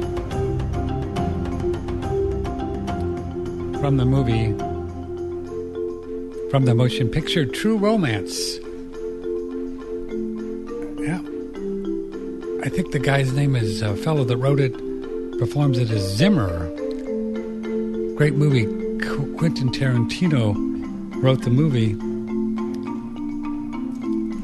Pretty cool if you ever want to watch the movie, True Romance. Christian Slater and Patricia Arquette. Christopher Walken and so many people. Quite a movie. Brad Pitt, and it's a trip. Well, don't get me started. I just love movies. Well, here we are, OneRadioNetwork.com, OneRadioNetwork.com. It's a Tuesday morning. Sorry we're a little bit behind here, but I have a little behind. So that's what happens when you jump on the rebounder. You just have a little behind. Next hour, Hindu, this will be fun. Wow, Hindu astrology. It's often been said that astrological and Hindu or astrology really works. It's just got it's really real to kind of give us an idea of what's going on because we're all connected with the stars and stuff. And,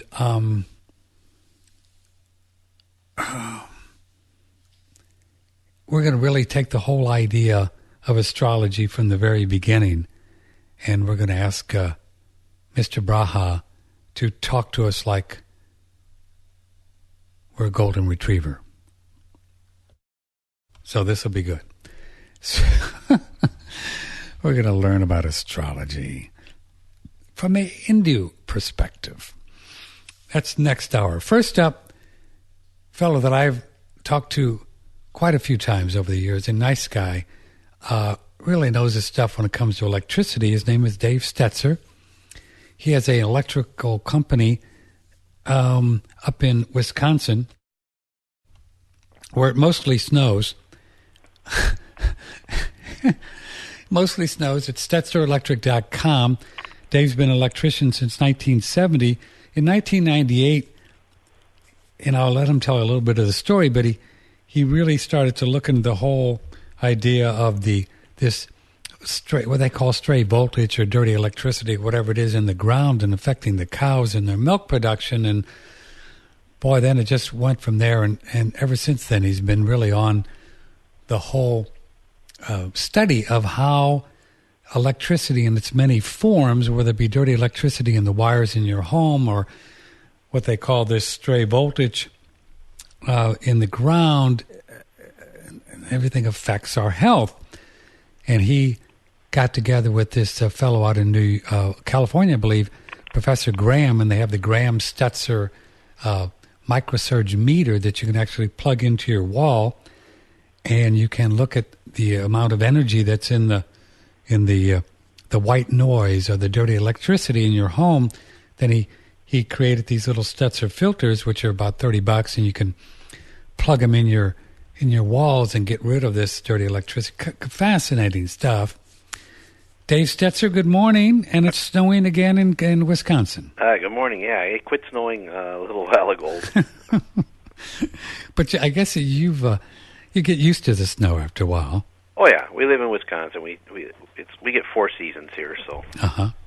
Now, do you still go out and just do regular electrical stuff, or is your life pretty much devoted to the whole health and healing and health effects of electricity? Well, we still have electricians here, journeyman electricians that go out and wire buildings and factories and things. But I've moved more into the power quality area, and so I still go out and take measurements and do reports and things like that. But most of my time is spent, about 95% of the time now, with human health. And I know that you have relationships and have been working with Magda Havas, who we've had on the show many times over the years, this great gal out of Canada who does a lot of research, science on this dirty electricity and its effect. And then Sam Milham, an MD. We've had Sam on the show, and he's talked a lot about this whole issue as well. Who's this fellow Graham that you work with to do your meter? What's his story? Well, Martin Graham is a professor emeritus from UC Berkeley. He's absolutely, a genius when it comes to electricity. He has over 40 patents to his name. He's I can't say enough about him. And I think it's been nobody's cared more about people. Nobody's walked in this earth that's cared more about people, I think, in about 2,000 years.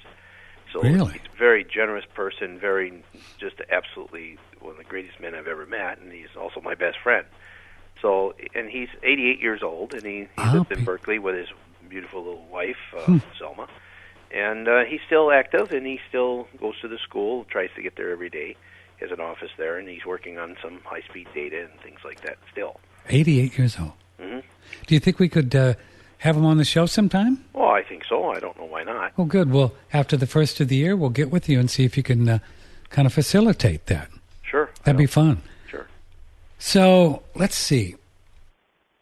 To lay the groundwork, how many different kinds of electrical challenges do we have? Can you lay out the different aspects that we're looking at here and the challenges? Well, years ago, we'll go way back. Okay. the 50s, 60s, when the power lines were built, okay, it's actually the rural distribution came through in the 30s. We had what we called linear loads. In other words, the sine wave, the current that went into the load looked the same when it came out as it did when it went in. So we had the system, the grid was built for like light bulbs and motors and heaters, things like that. Mm-hmm. So in 1972, there was an oil embargo, and we had to get more energy efficient. I remember that, yeah. So now we started using current in short pulses. We didn't use it the full sinusoid. In other words, the full wave. So now, wait a minute. Let's stop there a second. So before, like a light bulb, Dave, or just a motor or something, it just does a continuous wave, like a sine wave. Mm-hmm. That's right. Okay. The current flowed continuously through that motor, those windings in the motor, mm-hmm. the filament in the light bulb. Mm-hmm. It didn't stop only but the 60 times per second to change direction. But the current was continually moving the electrons. Okay. It just moves in a sine wave, and a sine wave is it goes up and goes down, kind of like a wave in the ocean. That's correct. Yeah, and it goes up and down 60 times per second. 60 times per second. Europe would be 50 times. Okay, and if you look at that on an oscilloscope, back then you could see a perfect sine wave. Yes, you'd see a very, very nice, clean sine wave. Very nice, a smooth wave. That's right. Okay. Yeah. So and then in 72, they had this whole, who knows what it was. It wasn't what it said it was, but that's another story. And then they said that everything has to become energy efficient. That's correct. So then we take like a 60-watt light bulb, and for example, it might give 100 lumens of light. Okay. So now we're saying, okay, let's make a light bulb that's 30 watts. Yeah. But we still want 100 lumens of light out of it. Okay. And so technology changes. So they're saying, okay, let's turn the current. Let's not use the current, the full sinusoid. Let's turn it on and then turn it off. Turn it on, turn it off. The current. So now we're using half the current, for example. Okay? Okay. But what happens when we turn it on and off, I'm sure everybody in your audience has went to a light switch and turned it on real slow, and they hear the little bzz, the little arcing in there. Oh, you mean if you have a rheostat, what you're saying? Well, even just a regular light switch that you turn on and off, or a toggle switch or something, you hear this little arc, the little bzz, bzz, if you put your ear down there and turn it on real slow, you'll hear an arc. Well, basically, when we're turning things on and off, we have this little arcing, and we create these high-frequency transients. High frequency? Yeah, spikes. Spikes. Right. Like a surge. That's right, yeah. So they thought, in their infinite wisdom, we could turn a 30-watt... Well, we've done it. Okay, they've done it. Turn a 30-watt thing off and on, or a 60-watt thing off and on, only use 30 watts and get the same 100 lumens. That's right, yeah. Okay. So we have energy-efficient lighting, we have variable speed frequency drives, we have light dimmer switches, things like this to become more energy efficient, right? Mm-hmm. And then, of course, we kind of went away from the vacuum tubes, and we're more into transistors, our TVs, we're solid state now. Okay. And so we have what we call switch mode power supplies, because all of our electronic devices need to run on DC current. So we plug them into an AC wall receptacle. So what we do is we need to change the AC to DC to run our equipment. So we create these high-frequency transients. Now the problem with this is we're creating all these harmonics and high frequencies. The neutral wire, the bottom wire on the power line, is no longer adequate. It isn't big enough. So it got to be such a problem that the Institute of Electrical and Electronic Engineers in 1980 came out with something called the IEEE 519. It's a standard saying, okay, look, you can't put all this high frequency back on the line. It creates all these problems. And they revised it again in 1992, 86, and then again in 1992. So it's a recognized problem. But by 1992, this neutral wire was so overloaded by the electric utilities, the Public Service Commissions said drive a ground rod. They allowed the utilities, they lobbied, and against the code, the National Electrical Safety Code and everything, they said, okay, we'll put the current in the ground. Oh. So they drove a ground rod on almost every pole. So by 1998, in two separate studies, one by EPRI, Electrical Power Research Institute out of Palo Alto, California, the utility's own research arm, and the Minnesota Science Advisors said that by 1998, 70% of all the current that went out on the power lines returned via the earth. So now we have this ground current problem, but then some people, it got to be such a problem, it was affecting cows, because they're standing in the barn barefoot, basically. And that's when you first got into it.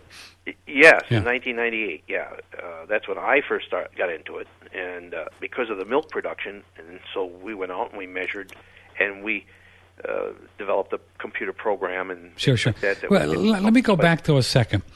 I would really like to understand when the whole off and on thing,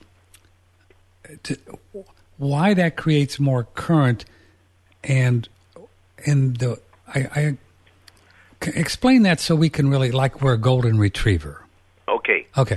We have solid state or electronic devices create, first of all, high frequency transients. Okay. So that's the new stuff that came in. So we have high frequencies on the line. High frequencies because it's a our solid wire. state rather than vacuum tubes. Right. Okay. So now we come along, and the wire, like a number 14 wire, is capable of handling, say, 15 amps of current. Okay. At 60 cycles. Okay. But if you increase the frequency, the capability, the current handling capability goes down. In other words, it can't handle 15 anymore. At higher frequencies, it can maybe handle 14 or 10 or something. And the new energy efficient stuff, it was a higher frequency. That's right. It creates high frequencies on the wire. Okay.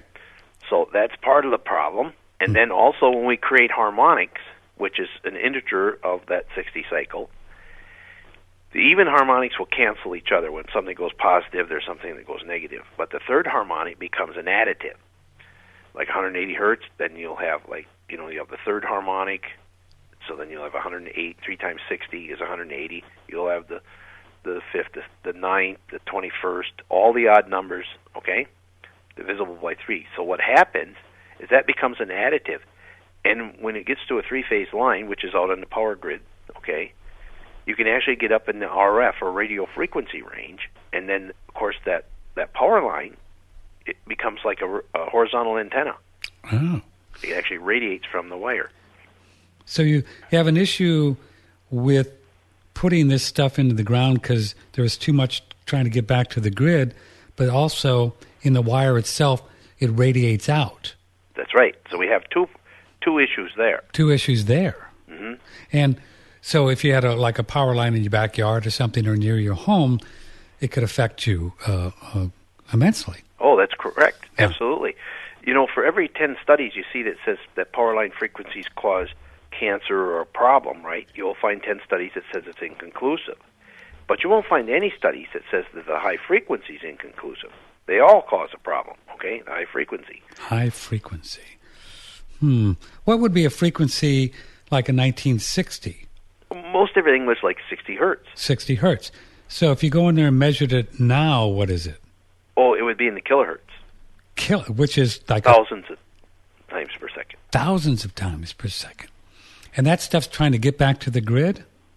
Yes, everything has to go back to the substation. Like a laptop computer. Yeah. Most of them will put between 12.5 is the lowest we've ever measured, and 50 kilohertz is the highest.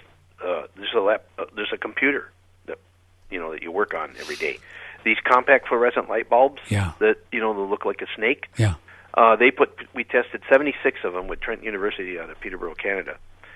None of them were any good, and they all put between 50 kilohertz and 100 kilohertz back on the wires.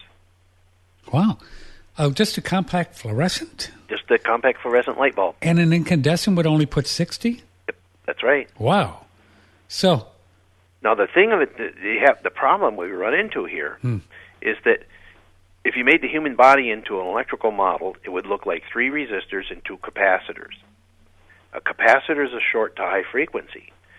So any energy above 1.7 kilohertz will dissipate internal to the human body. Say that again now? Any energy above 1.7 kilohertz will dissipate internal to the human body. The Russians rounded it, it's on a curve, so maybe you would be 1.9 and I might be 1.8 or something, but okay. But the Russians rounded it to 2 kilohertz. So they actually have rules and standards in place where you're only allowed like 25 volts per meter on the electric field of exposure up to, but not including 2 kilohertz. When you get to 2 kilohertz, you're only allowed 2.5 volts per meter. It drops by a factor of 10. There's not 10 times more energy between 1.9 kilohertz and 2.1. But what there is it's going internal. So if you do something internal to the body, it's more, you're doing more damage. So the Russians have a standard because they of the energy that goes back to the grid there. How do they control that? Well, the Russians don't have a problem with what's the ground current. They don't. The Russians use a delta system. Oh. So what goes out on a wire has to return on a wire. In North America, we use a grounded Y system. And so what goes on a wire has 2 paths. What goes out, the current that goes out, now has 2 paths to come back. One is on that metallic wire, the neutral wire, and the other is on the earth. And this ground current is an issue. It's a big issue. We've we put 2 plates on the floor, like where a cow would stand, and we can log the data, collect the data, and so we can look at the electrical data, run it through a computer program on a daily basis, and keep track of the cow's milk production on a daily basis. And the days the levels are higher, the less milk. The days the levels are lower, the more milk. You can measure that. Yes, we've done it many times on hundreds and hundreds of farms. That's amazing. Now, so I'm here in Dripping Springs, just to use this as an example, Dave Stetzer, and this stuff is going from my pole back out to the grid, say, in a northerly direction through the ground. But if I go on the other side of the home towards my creek, which is in a southerly direction away from the pole, is that ground current in the ground 200 yards away in the direct opposite? It's going to in the ground is going to be controlled by the laws of physics. One, of course, is Ohm's law. All right, and that says current will take the path of least resistance. Now, so the current that comes out of your home and your pole's in your northerly direction, and once it gets out to the pole, it goes into the ground. Now it flows uncontrolled in the ground. It has to get back to that substation. How does it know to go back there? It has to. For every electron that leaves a node, one has to return to a node. That's Kirchhoff's law. But how does it know which direction to go? Because, well, it goes back to the atom. When you have an electron that leaves an atom, the valence electron, you created a hole in that atom, so another electron has to move over to it. So when we're generating power from the power plant, or we start at the substation, or we start at the power plant, but then we get down to your substation. So when that current goes out to the substation, one has to come back, one electron. Oh, okay. So that's how it knows to get back. It's like a hydraulic system in a like a machine or a tractor or something. You're pumping oil out, goes through a motor, runs a blower or whatever, and then it still has to come back to the reservoir, the oil. Okay, now, so it has to come back to the reservoir. But and so like your substation would be the reservoir. So if I did go back on the creek, you would have current in the creek, yes. I would. So or on the creek bed, if I put in 2 screwdrivers and did the whole. We've actually measured current in the creek. I would see that stuff there. You would, yeah. Just like Sam Milhelm, when he was on the show, he said that he has never been a place in North America where he hasn't been able to detect this called stray voltage. That's correct. He said he's never been able to find anywhere. Nor have I. I can go to the Chequamegon National Forest in northern Minnesota or Wisconsin, and I can get it. Now, but does this stray voltage, do you think, just standing on the earth, somehow affect our health in a negative? Well, we know that the cow stands on the ground and it affects their health, and it affects their milk production. They're exposed to high frequency. You can take 2 EKG patches and put one on each ankle of your body, and then take an oscilloscope and connect the leads to it, and you can stand on the ground and you'll see a 60-cycle sine wave. Now, you can move your feet farther apart, and you'll see the voltage increase because of the potential. Your legs are farther apart. So yes, remember in 1998, 70% of all the current that went out on the power lines returned via the ground, via the earth, and it doesn't go down in the ground and flow 2,000 feet below the Earth's surface or something. There's something called skin effect. When we have high frequencies, it rides on the surface. Okay, so it rides right on top of the ground, so you don't have to stick your screwdrivers in. That's just to hold them in place. You can just lay 2 plates on the ground. And so when we walk just on the ground, just with regular old shoes, we're still. Does it matter if you're barefoot or on the ground or on the shoes, or that we're somehow getting affected by this? We don't know really how it's affecting us. That's correct. Yeah. Now, if you're barefoot, of course, you have more of a direct connection. But with shoes on, there's something called capacitive coupling, and you still will get some sort of reading there. Less, because you're somewhat insulated, and it depends. On the surface of the ground too. If you're standing in a swamp, you're going to have more current than you would standing. Oh, because of the water, right? Yeah, because it's more conductive. The earth or the soil is more conductive. So, are you suggesting that walking barefoot on the earth is actually not good for you? Well, if you're walking on the human body, that's exactly opposite of what we've been talking about for years. Well, to be a grounded. lot of the research. Okay, if you're talking about earthing or grounding or something. Yeah. A lot of that research was done in Europe. Okay, now, if you're working in front of a computer all day, okay, you will build up a charge in your body. And we can measure that. We have instruments here that measures it, okay? And I know when I was in Russia, I was doing some work with the health department there, and we would be measuring these I call them girls, but they were probably 30 and under, okay, working on computers. Right.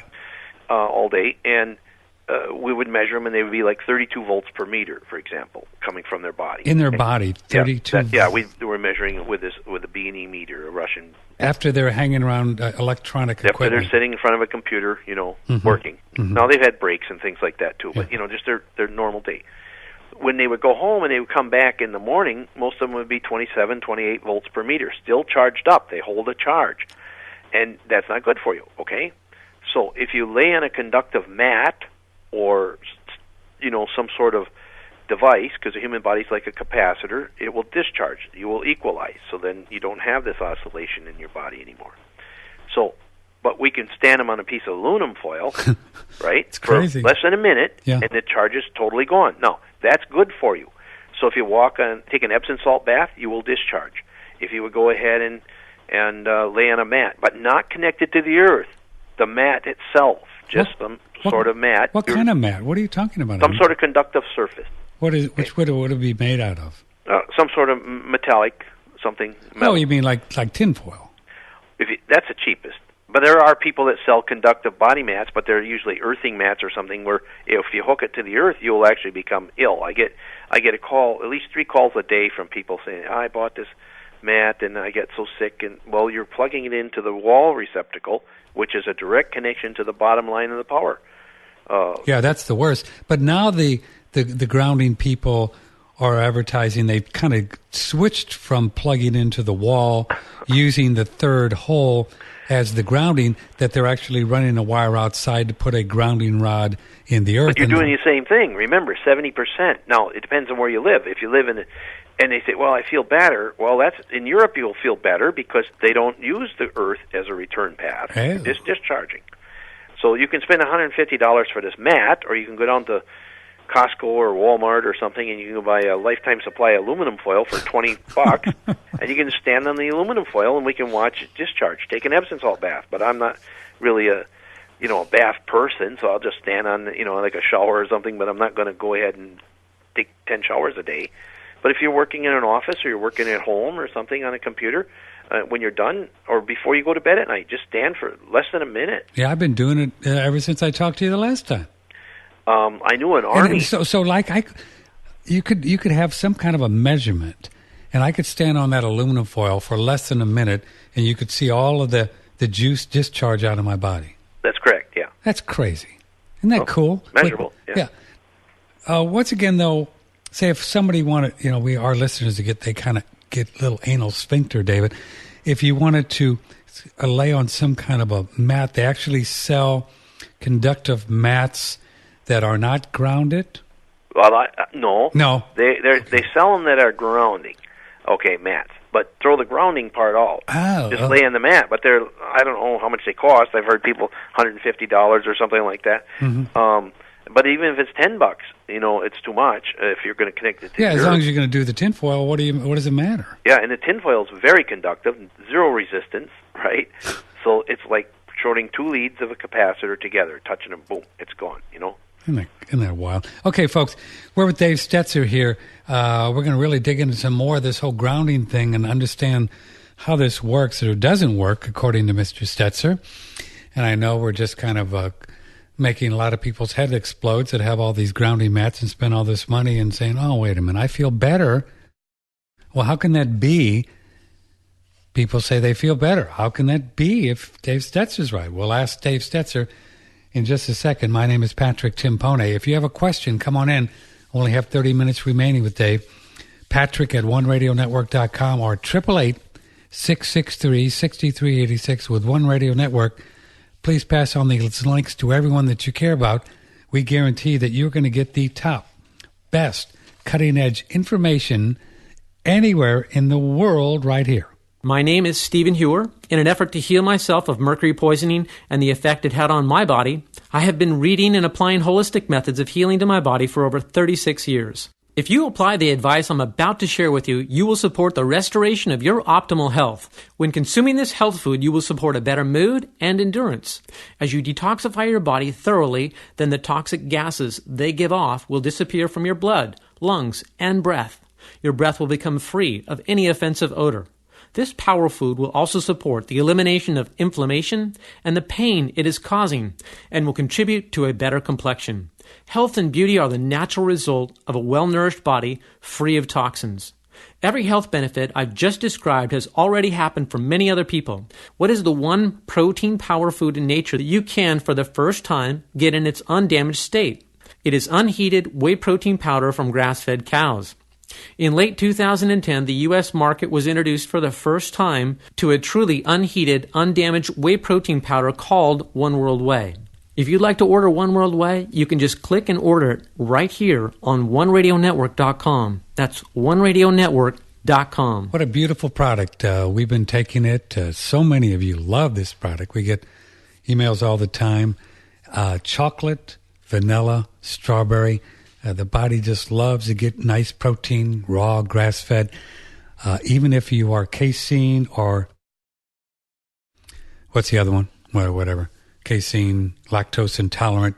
I think you'll do just fine with this. It's been my experience. As much as I love raw, grass-fed milk, I used to get that a few years ago, and it tastes so yummy. I can remember when we used to pour that over the Wheaties, remember? Years ago. But I just pootin' all day long. I drink that and poot, poot, poot, poot, poot, poot, just like a little train engine. Just couldn't digest it.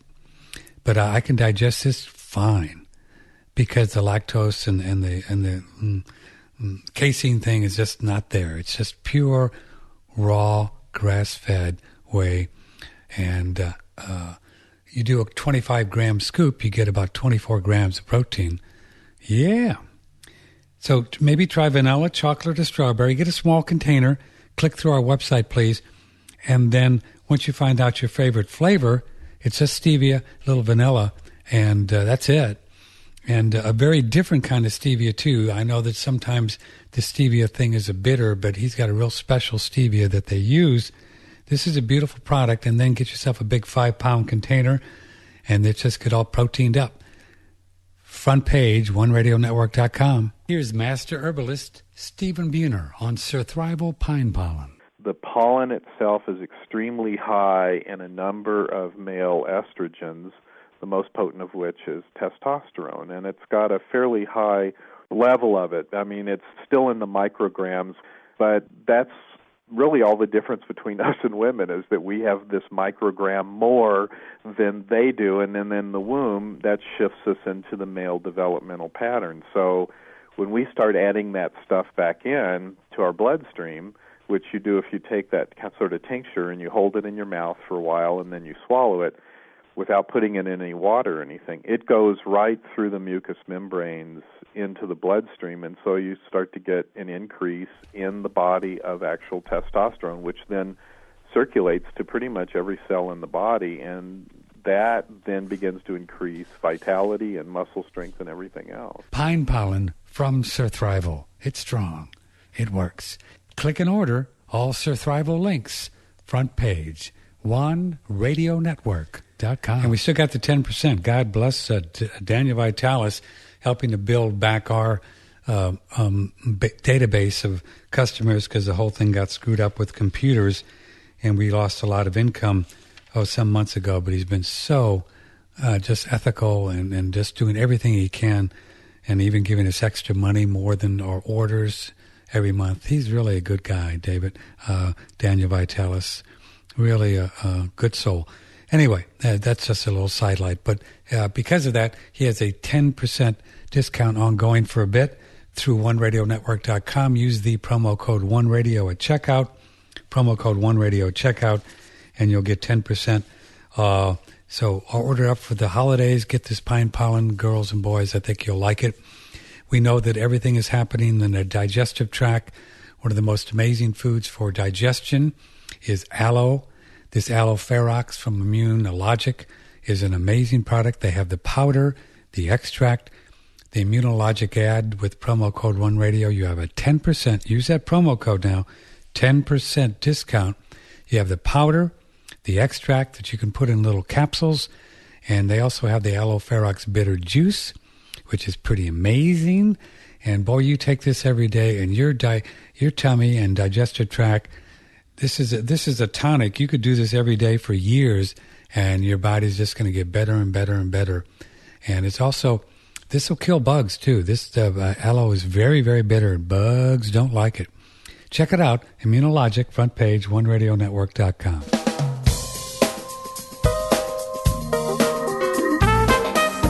Nothing is more expensive than bad information. Know the source. OneRadioNetwork.com. Talk to Patrick now. 888-663-6386. Or email patrick@oneradionetwork.com. We're talking with Dave Stetzer, STETZERelectric.com. He's got those little capacitor Stetzer filters and the meter that we'll talk about before we get out of here. 22 before the hour. Time just goes by so fast when you're having fun.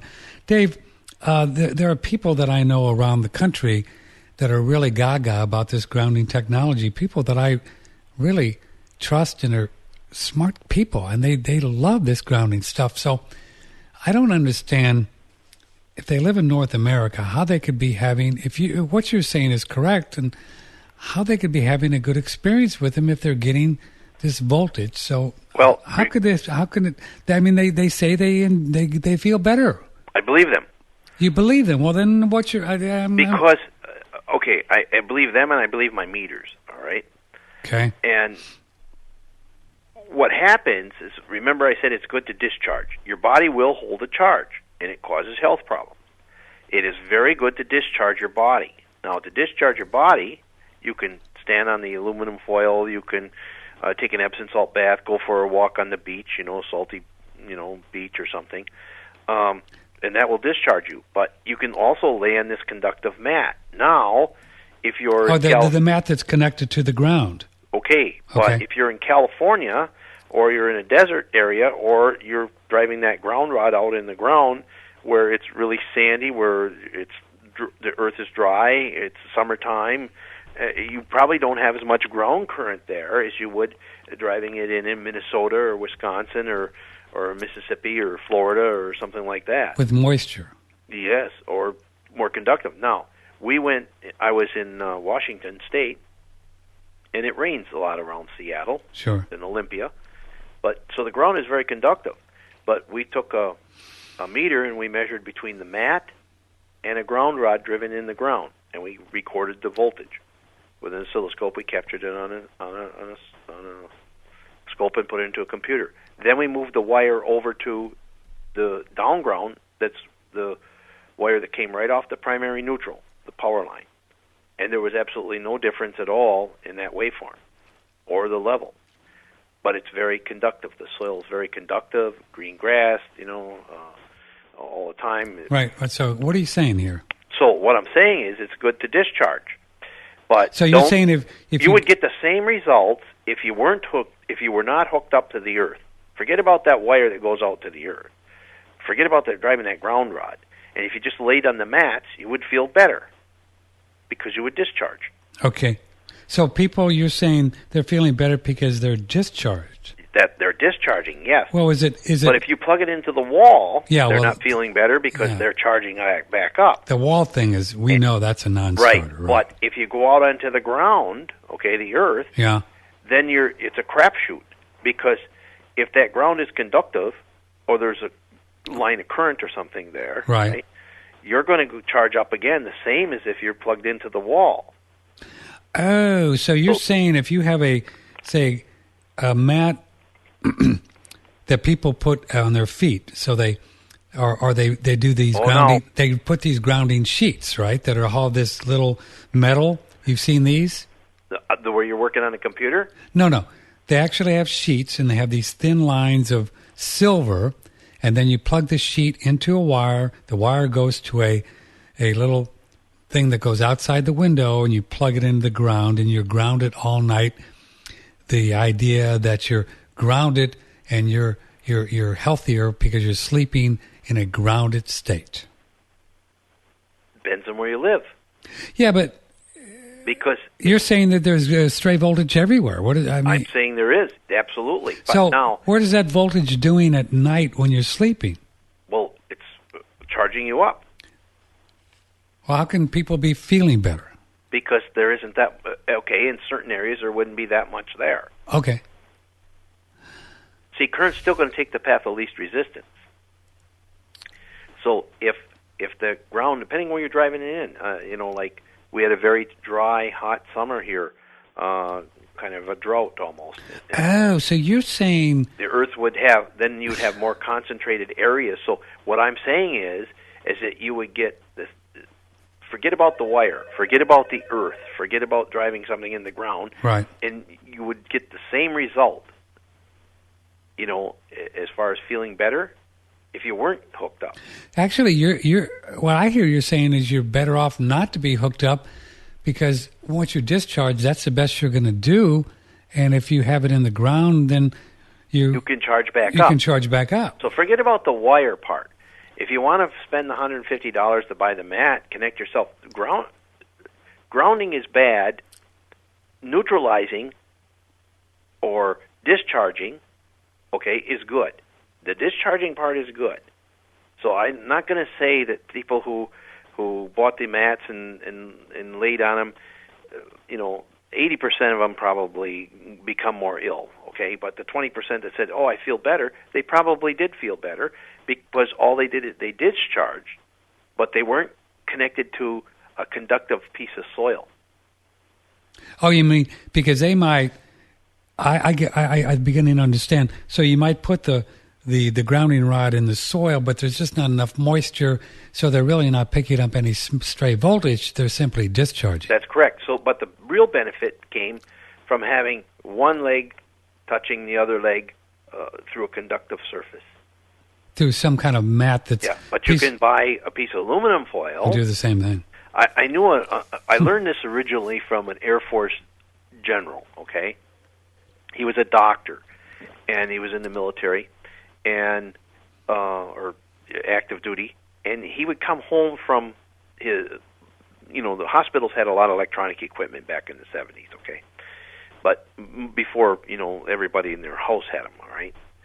So he would be charged during the day. He would come home, but generals made more money than sergeants, so in his base housing, he would cut out a piece of carpet and have a piece of stainless steel put in his doorway when he came home.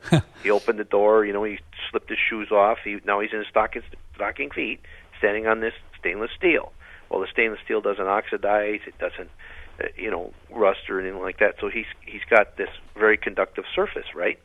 And he sorts his mail, hangs his coat up and things like that, and he's totally discharged and he's fine. He's good to go. Stainless steel. Yeah. Well, yeah, so, rich people can use stainless steel. and cut the carpet out or whatever, and you can do that if you want.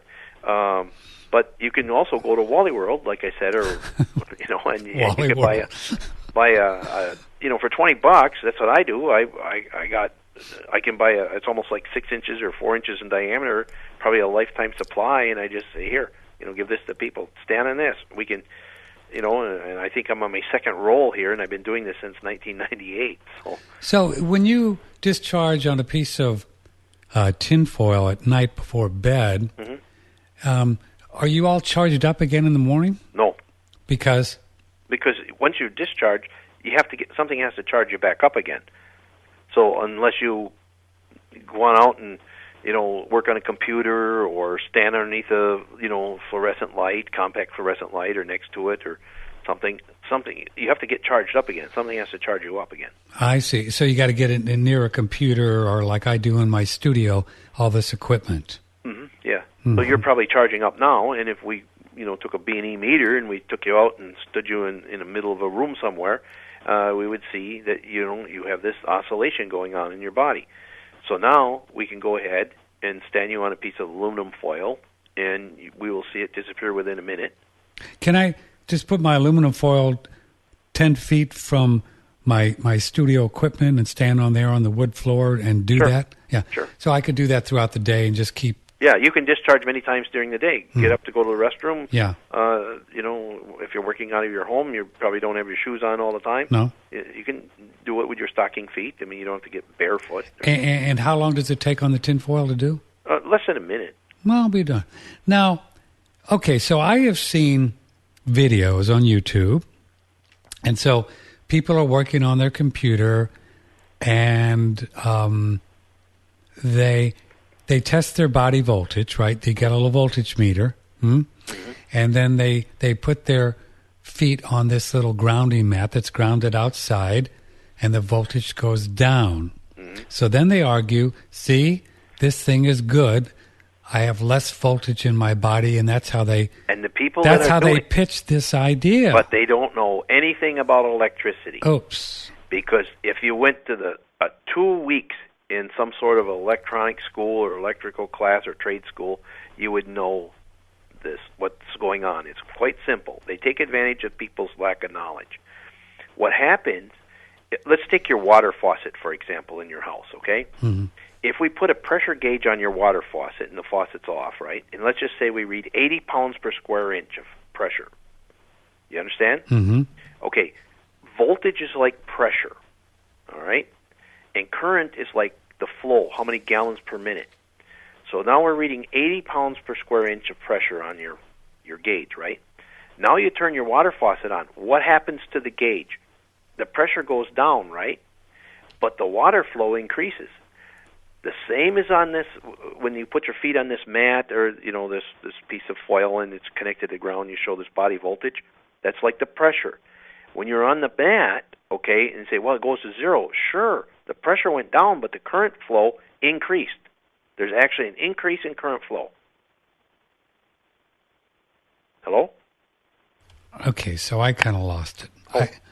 Oh. Can you hold on 1 second? Sure. Hold on. I just got a little thing. Hold on. I just got it. I'm sorry.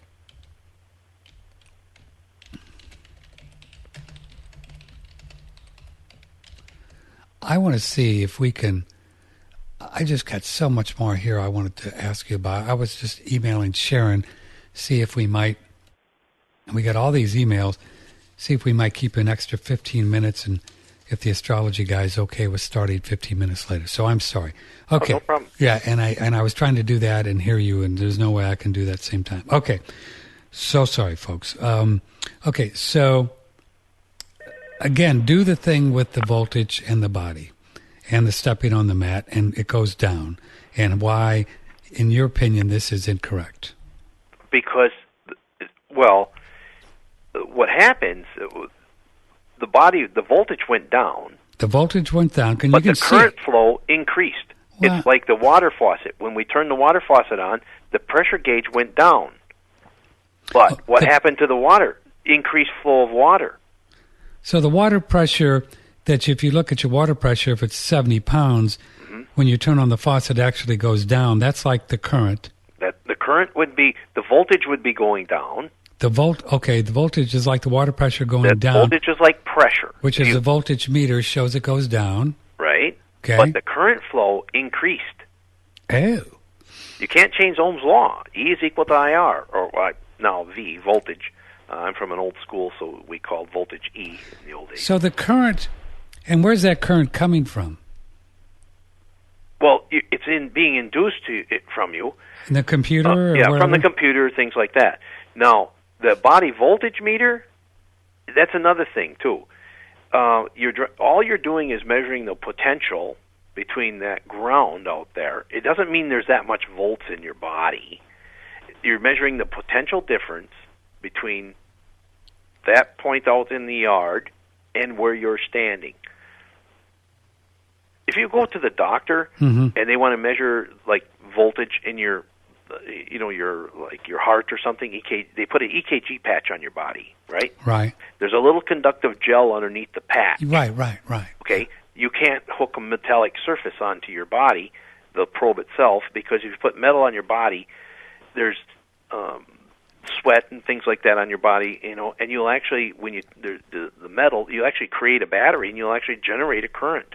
So it's an erroneous reading anyway. Again, these people that are selling this have no electrical background, no electrical knowledge, or very little, and they try to take advantage of people's lack of knowledge. So all of a sudden the voltage meter goes down, and you say I had 3.5 volts, because I did it here.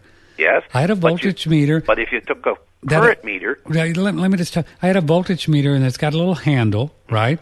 A little handle. Looks like a door handle. Yeah. And then you plug one end into the socket, and it shows that I have like 3.5 volt or something like that. I would step on the grounding mat here in my studio. The voltage would go down to maybe 0.05. And the grounding people say, oh, that's good. You want it to be below 0.06. It's not good. Not good. You've increased the amount of current flowing through your body. Oh, well, come on. Are you really? Yes, absolutely. It's not good. Like I said, find out the credentials of the voltage people. None of them have any credentials as far as electrical. There's no electrical knowledge because they wouldn't be doing it if they did. So the voltage could go down, and you're actually having more current go through your body. You actually are. Why would more current go through your body just because I was grounded to the earth? Well, you're taking current from out on the earth, and you've made a better connection, better circuit. Better circuit. Yeah. And then body voltage, you're measuring AC voltage. What do you mean better circuit? Because now you have this conductive surface there, right? You made a better connection. You've lowered the amount of impedance or resistance. Current takes a path of least resistance. So if you're standing on a wood floor, right, there's like big potential. In other words, the water faucet's turned off, and you have 80 pounds per square inch of pressure. You understand? Going in. Yeah, behind the water faucet. Going in. Yeah, right. But it's not flowing. The water isn't flowing. So the pressure's built there, right?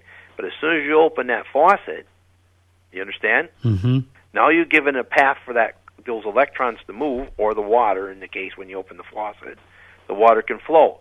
So what happens to the pressure? The pressure drops.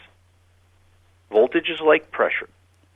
Current is like the flow, gallons per minute. Current is like the water coming out of the faucet, and voltage is like the pressure behind it on your water gauge. That's right. 70 pounds or whatever. Huh? Yeah, so then when you turn it on, of course, what happens to your gauge? It goes down. The pressure goes down, but the flow increased. Wow. That's a trip. It's the facts. And you could talk to any electrical engineer. It isn't my theory. It's Ohm's law. We put men in the moon using Ohm's law. Okay, we're good to keep you over a little bit. Is that okay with you? Fine. Okay, sure. Because God bless the astrology guy. He's flexible. Because we got so many emails, I have so many questions. Well, what a trip. It's amazing. I actually went out and went to some pretty expensive a couple years ago to put a copper plate near a little spring that we had just to keep it nice and wet, so I had plenty of juice.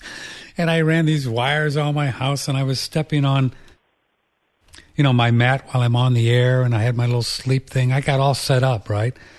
Really went to some great expense. Not great, but, expense a few years ago. And, boy, after talking to you and Sam Milhelm, I just tore it all out. I just quit doing it. Now, it's good to discharge, right? Yeah. I'm not going to say that. But don't do it when you don't want to move that piece of aluminum foil underneath your feet when you're working on the computer. Well, see, that's an email here that we have right here from Alexandria. Can we use a tin foil at the same time when using the computer? No, because? Because then you're taking the electrons that are at the keyboard or the screen or whatever. Okay, and it's going right in. And then you're making a better path. Down below, you're making a good connection there. See, when you're using it, so don't use it when you're sitting at the computer. But when you're working on the computer, when you're done, you get up to go to the restroom or something like that. Just stand on it, and it takes less than a minute. Okay. So I see. So you're using it. It's just going to make it worse if you do. Yes. Mm-hmm. Mm-hmm. But put it 10 feet away, 5 feet away, in the middle of the room or something. Does it matter? Here's an email, Gloria. Does it matter what surface your floor is made of when you use the tin foil? No, absolutely not. And people will ask me, well, should I use the shiny side up or the shiny side down? Doesn't matter. Doesn't matter. Okay. But no, the floor surface doesn't matter at all. So you could do carpet or tile or wood. Absolutely. It doesn't matter. Yep. Socks or bare feet. Yeah. Mm-hmm. Sure. Wow. I mean, we've measured this. It isn't like this is a theory. It's not only theory, it's facts, and it's measurable. If you want to invest in the money to buy the meters, you can do that. You can measure it, yeah. Yeah. You'll actually see it. You'll actually see the body. Let's take this call. Hey, what's your first name? Where are you calling from? Hey, Patrick, it's Ron from Georgia. Hey, Ron, go ahead. You're on there with Dave Stetzer. I don't know if you've answered this question. I just tuned in, but I'm looking at trying to alleviate the effects of a smart meter. The box that the smart meter's mounted in, I've got it grounded, and I've got a cover I put over the top of it in the evening times that I ground also. I wonder if that's enough to eliminate... No, absolutely not. The smart meter, there's two problems with the smart meter. One is, of course, the broadcast signal, the transmitted signal. One, they got their little antenna. Yeah, but they're transmitting out to to the information. They collect your data and they transmit that signal out, and it goes through space. Mm-hmm. So when you're saying you put something in front of the meter, metal or aluminum foil or something, what happens is it reflects. You don't block the signal, you reflect it. And you can reflect it right back into your house. You've got to get something on the inside of the wall, on the other side of the meter, that reflects it. There is some material that's available. Less EMF has some. Yeah. I think we have some here. But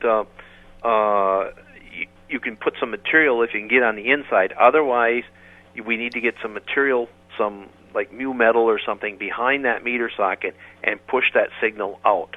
So you got to get something in between the antenna house. and your body. Yep. Does that make sense, Ron? You got to get something in between. I understand, but I don't have that option because it's inset inside of a brick wall. What's on the other side of the brick wall? Unfortunately, there's a interior wall that goes 90 degrees right behind the box. Okay, then if you take this material, it's like cloth, and you can put it right behind where the meter would be, and then if it's 90 degrees, you might have to bend it and go around the corner. That's one issue. Is the transmitted signal. The other issue is through the wires, right? Yeah. The other issue is that smart meters put 50 kilohertz, and remember, anything above 1.7 goes internal. Russians say 2. They put 50 kilohertz on every wire in your house. Wow. So you have to put a filter in to short that out. So the Stetzer filters will lower that down. Yeah, the Stetzer filters will take out the 50 kilohertz, but it won't do anything for the transmitted signal.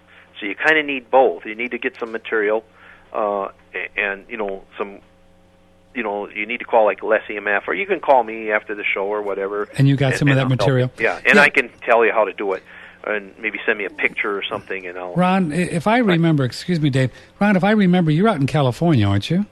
No, I'm in Georgia. Oh, because you do not have an opt-out program there? No, we don't. Oh. Well, I would go on to AustinSmartMeters.com and look at that letter and send it to them and see if you can get these guys to take that thing out of there. Yeah. Go. Okay? All right, thanks, Patrick. Thanks. Yeah. That would be the best. If you can opt out of the smart meter program, that's absolutely the best thing you can do. Yeah, get that thing out. Now, Dave, I figured out that I had a smart meter through the wires at my home the last 6 or 7 years, and I didn't even know. And I've been having sleep issues forever. Right? And I've got your Stetzer filters all over my house. Mm-hmm. And I can only get them down in some places only to about 40, which is not terrible, right? But when I turn off my power at the pole, right, 20, 30 yards from my home, there's a definite difference in the energy in my body and I sleep better. So why is that if I've got your Stetzer filters? Well, first of all, the filters are going to take off the high frequency that's built, that's on the wires. Right. That takes out what we call the dirty electricity, the high frequency. But if you're turning it off at the pole, then for sure there's nothing. There's nothing. Yeah, I mean, that really is good when I can feel the difference. That's what I'm saying. Because there's still going to be some sort of magnetic field. Gotcha. From anything you have on. Gotcha. Anytime there's an electron flow, you're going to have a magnetic field. Okay. So, I mean, that's the ideal. Even with nothing on, you're still going to have, the electric field. In other words, if you have a light, for example, and you turn the light switches off, you still have an electric field at the switch. Once you turn the switch on, then you have both the electric and the magnetic. Right. So if you turn it off out at the pole, you don't have either. You got nothing, boy. You got nothing. Yeah. So is it possible that I'm still getting some smart meter mojo even with all your filters if I don't turn it off at the pole? The smart meter is still transmitting. Oh. See, the smart meter is still going to transmit. Does it do it every 30 seconds or so? It depends on the type of meter, okay? The ones we have here, Excel Energy put out, and mine transmits about every 20 seconds. It's so interesting. I was watching a movie the other night, sitting in my living room, and I turn off the movie, and I just kind of sit there and was going to meditate a bit before going to bed and do a spiritual exercise, and every 20, 30 seconds, I could feel a vibration in my legs. I mean, I could feel it. It was almost like a wave where it would just be solid, kind of do-do-do-do-do, and all of a sudden it would go, and it would just kind of vibrate. And it would last for maybe 5 seconds and then go back down. Is that what I'm feeling? Probably. That's about the time it takes. That's crazy. I don't want that in my body. No, I don't want it either. And nobody should have to have it. You think? It's criminal. I mean, I seen a slip because I wrote a letter to the Excel Energy, and they come back and they said, look, some thing in California did this study, and it says we're now being exposed to high frequencies from cell phones, from wireless internet, from yada yada, deck phones, things like that. And so this is really the same thing. So therefore, go ahead and use it. Nowhere does it say it's safe. This thing in California doesn't say that the smart meter is safe, or any of this deck phones or anything like that is safe. What they said is we're all being exposed to it. Yes, but I choose not to use my cell phone that much. Right. I choose not to have Wi-Fi. I have everything cabled. I choose not to have a deck phone in my house. So therefore, I have a choice. And I would really like a choice on whether or not I want a smart meter. And I don't want it. Do you guys have opt-out there? No. So you can't get rid of yours? No. Why don't you just replace it with a digital and tell them the pound sand? They won't allow it. They won't allow it? No. Actually, I put a lock on my meter, and they came to me and said, you got to take the lock off. Well, I would refuse to do it. So they're going to turn your electricity off, Yeah, right? So then they came and they said, okay, you have 3 days. They came to me on a Friday, and they said, on Wednesday we're coming to change your meter or shut your power off. So I said, well, okay, why don't you just make sure you call your boss now and tell him, because I'm going to have the TV crew and everybody here, and I'm going to have the symptoms of radio wave sickness published. So, people are going to be like you, and they're going to notice these. Once they read the symptoms, they're going to know that, hey, I got them, or associate it with when that smart meter went on. Right. So then he went out to the truck, and he come back, and he said, okay, look, we'll give you till, I think it was October 21st, to do some shielding or whatever you want to do, but after that, we shut the power off. So then I did some shielding. But, again, you don't stop it. I put some material behind the meter and and on the sides. But I was shoveling snow the other day, and I started getting really ill in just a few seconds, vomiting thing. And I'm out on the patio, and I'm getting blasted with this smart meter. It took me a minute to realize that. But so is it the issue that it's a private company and they don't have to do it? And where the gal in California, the gal in Austin, Austin Energy was public. Oh, Excel Energy is public. Yeah, but how was she able to pull it off? Some places have opt-out programs. Yeah, it took her a couple of years, but she has one in Austin. Mm-hmm. Yeah.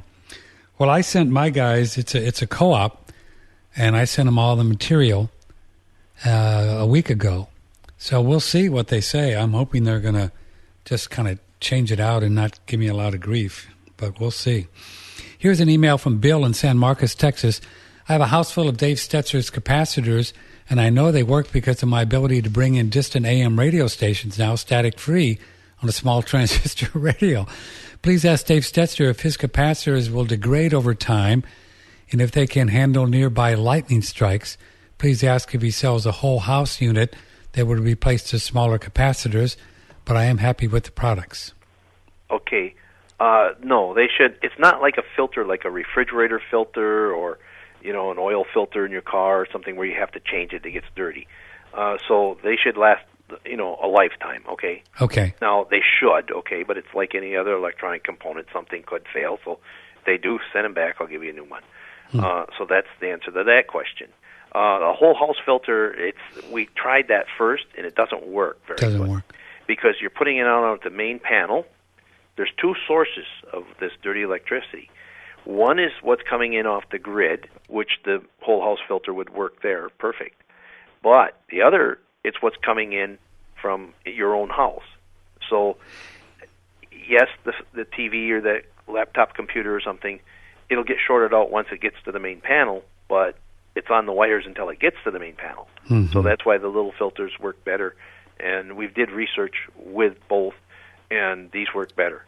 Now, I remember years ago, you told me that if I would put an outlet on either pole of the panel underneath my house and put some filters in there, that would help. So I did that. Yeah, that's like the main... Yeah, that helps. So, yeah. Right? If you can have an electrician do that, right? Mm-hmm. Is it on the positive? Only about 3 houses out of 100 have to do that. If they can't get the numbers to come down to a decent level... Gotcha. It means most of it's coming off the grid, or it's coming in from there, and so then maybe it'll get lowered, but some of it has to go to the kitchen, some of it will have to go to the bedroom or whatever, to get when you have these filters around. But if you go ahead and you put an outlet on A phase and B phase, that's the two hot wires coming in right next to the panel. Then you plug a filter in there. It's the same as a whole house filter there anyway. So how many filters, say, per square foot of home how many filters does it take to get the number down where you want it? And what's that number on the microsurge meter that you want to get it to? Okay, it's nice to get it, research, if you talk to Professor Havis or Millam or something, if you get it below 30, you're for sure, the results are instant, no problems That's whatsoever. Good. The research shows that. Research. The Russians show that if you get it below 50, it's below 2 kilohertz, so then they don't care about, it's not going internal, so they say 50, and that's why in the back of the meter it'll say 50 because the Russians required that. So you want to get that below there if you can. And what is that meter measuring? Just energy? It's measuring the high-frequency energy. It's not looking at the 60 cycle at all. It's just looking at the parts per million of bacteria in water type thing. Gotcha. Okay, so then, and the average home takes about 20. The 20? average home, Wow. The average home has 2 computers and 1 TV. Okay. So, so it goes by the amount of electronics. Now, if you don't have that, you don't need that. And not everybody needs it. So if you order too many, just send them back. We'll take care of it. Yeah, so if you got a meter, which are about $100, then you could help your neighbors and things like that, right? Oh, sure. You can share meters. I mean, we have clinics that buy a half a dozen meters, and then they, sign them out to people and things like that. But generally, the lower you could get that number, the better, right? Right, yeah. Uh-huh. But you'll reach a point where it doesn't come down anymore. Yeah, and that's where I'm at.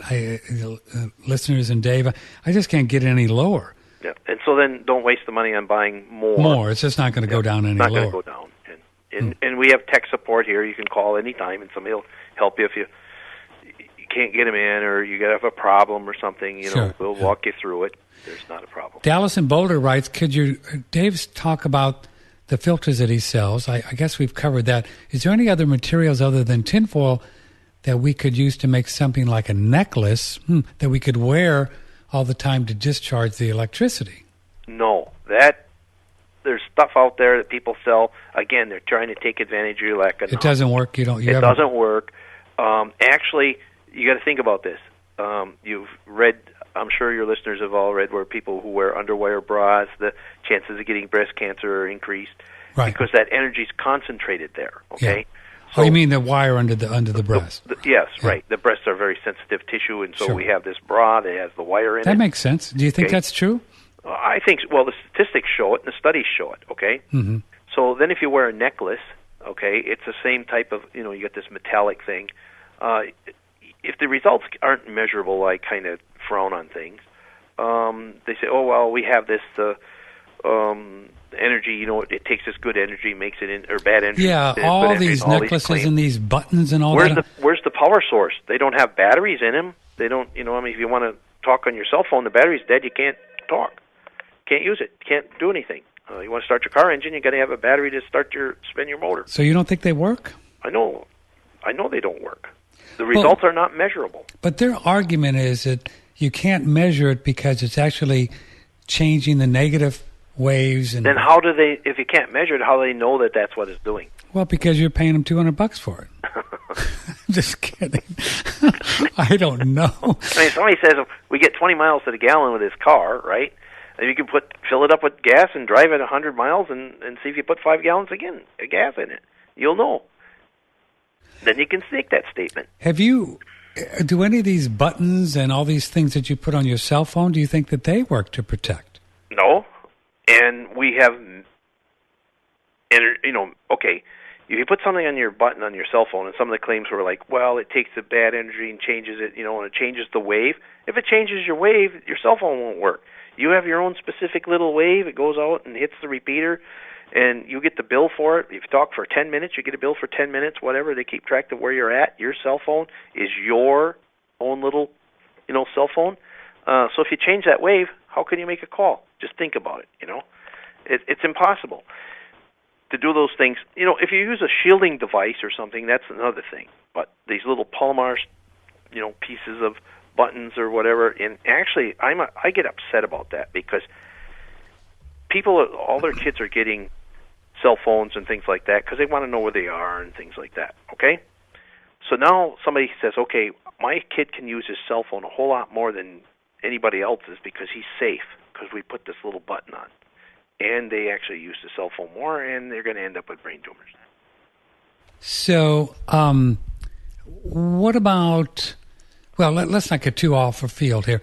Here's an email. I got to get these because we got to do another guest, and I got all these emails, and I want to get to them.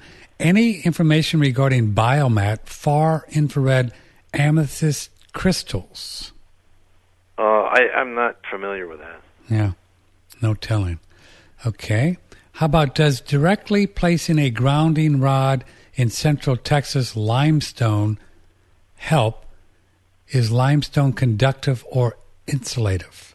Well, it won't be as conductive, but forget about the ground rod. why do you need the ground rod in there? Just stand on the mat and forget about connecting yourself to the earth. You'll discharge, and it's measurable. You just don't want to, going into the earth is just not good. Exactly. Absolutely. Period. In your opinion.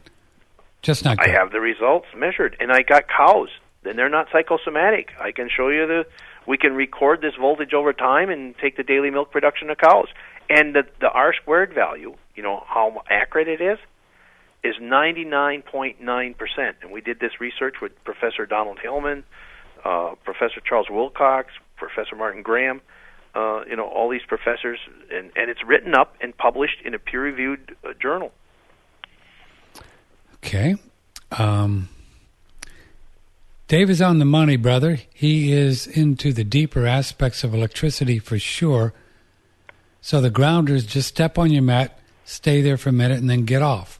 Real simple. Exactly. Patrick, ask Mr. Stetzer what the source of current is when you are on the conductive mat, and how is that different from aluminum foil? There really isn't much difference between the conductive mat and the aluminum foil if the conductive mat isn't connected to the earth or the ground wire. Oh. They're both conductive surfaces, and you will discharge. So if you spent $150 or whatever it is for the mat, don't throw the mat out. I mean, if you want to lay on the mat at night, don't throw it out. I mean, just don't plug it into the ground. Can you ask Mr. Stetzer, if the foil charges up after standing on it, we must use a new piece every time? No, it doesn't charge up. Basically, I don't know if anybody's ever went to an electronics store, and you can charge up a capacitor, okay? It holds a charge. And if you touch two leads together, you get a spark, okay? Or some maintenance guy who's working on motors or something, he takes a screwdriver and he slides it, across the capacitor leads. Or TV repairman shorts a capacitor out, it's a big spark. Then it's done. It's neutral. So by standing on it, it's taking the positive charge from one side of your body and the negative charge on the other, and to shorten it together, they're making them equal, okay? So there's no charge there anymore. The tinfoil holds no charge or nothing like that. No. It's just like a jumper wire is all it is. Just like a jumper wire. Yeah, it's just acting as a jumper wire to short the two sides out. What if the foil is sitting near a high charge while on the shelf at the store or while shipping, so adding to our voltage in the body? Nope, nothing. It doesn't hold a charge. It's at zero potential. More info on the EMF reducing material for your smart meter, please. Could you use aluminum foil to place behind the meter or on the other side of the wall inside the house to block the EMFs? No, the aluminum foil doesn't work very well from the smart meter. It'll go right through that. The material works best. We found some material. I have all kinds of products here. Right now we're working with a company out of Israel to get some like mu metal or something, but that's too expensive. We want to get the price down. And it's a company called Dolev, Dolev, Limited, out of Israel, and they're probably one of the number one shielding companies in the whole world. So we're working with them because the smart meter thing has gotten to be out of control. But the material, you need the material that there's a material that works best. Less EMF has some. So you don't have to buy it from me. Once again, folks, go to AustinSmartMeters.com. She's got some great stuff on there. Laura Presley, who was on the show and listened to this past interview a couple weeks ago, she's got a letter that you can send to your electric company, which is pretty hardcore. I sent one to mine. We'll see what happens. And also some information on the Academy of Sciences and all that stuff. And you can see, how far you get with taking these out. But some of the electric companies like your Dave Stetzer and up where Sharon is in Ohio, they're really digging their heels into the sand there, not wanting to change anything, aren't they? Yes, and it's very dangerous. And I have, I fought it as long as I could, and even me, who I'm an expert on this. I go all over the world and I testify in court cases, and I'm an expert on electricity, and I couldn't beat them. So What do they tell you? Do they say, well, we're a private company. If you don't want our service, you just don't get it? I mean, period. They didn't even say that. They said, if you don't take that lock off, and we're going to shut your power off, and this is the day we're going to do it. I know. So I guess could end up in the Supreme Court someday, but maybe they're onto something, and maybe if it's a free market and if you don't want their service, I don't know. It's just hard to imagine. That doesn't seem fair. You know, I've seen the figures. Because it's a monopoly, you don't really have a choice. But I've seen the figures, okay, that said how many $1 billion it's costing to switch over, the... Oh, you mean to put the smart meters in? The smart meter program. And, of course, they're saying, well, yeah, but, we need it because... we don't need the meter readers anymore. You know how many meter readers you could buy and pay their salaries and benefits for probably like 600 years or something. So that's BS, as we'd say in Wisconsin. Sure. Okay. So then it's like, but now we buy our appliances, our stoves, our refrigerators, everything transmits to these. You know what I mean? Yeah. I bought a refrigerator at Home Depot last year, and I can put my little RF meter, and now it's not strong, but there's definitely something coming out of the back end of that thing. Right. Some kind of an antenna beaming somewhere. It collects data. Oh, good. And it transmits it to the smart meter. Oh, good. Then the smart meter transmits it through space. Oh, good. That's just what you want. They want to figure out how much yogurt you're using. How much what? Yogurt. They're going to figure out... Oh, yeah. They're going to figure out how to have these little barcodes, on a product, and they're going to know exactly what you got in your fridge. You watch it. They're going to figure that out. It's crazy. Let's see, a couple more and then we'll go. Does Mr. Stetzer understand the energetics of muscle testing, kinesiology, some devices and nutrients can muscle test strong? She's saying energetically, some of these things will test strong. So I guess she's asking why aren't they? They could test strong, but they might not be provable with machines. I guess kinesiology. Yes, and it's an area out of my expertise, so I can't. I can't really. I've seen the muscle testing.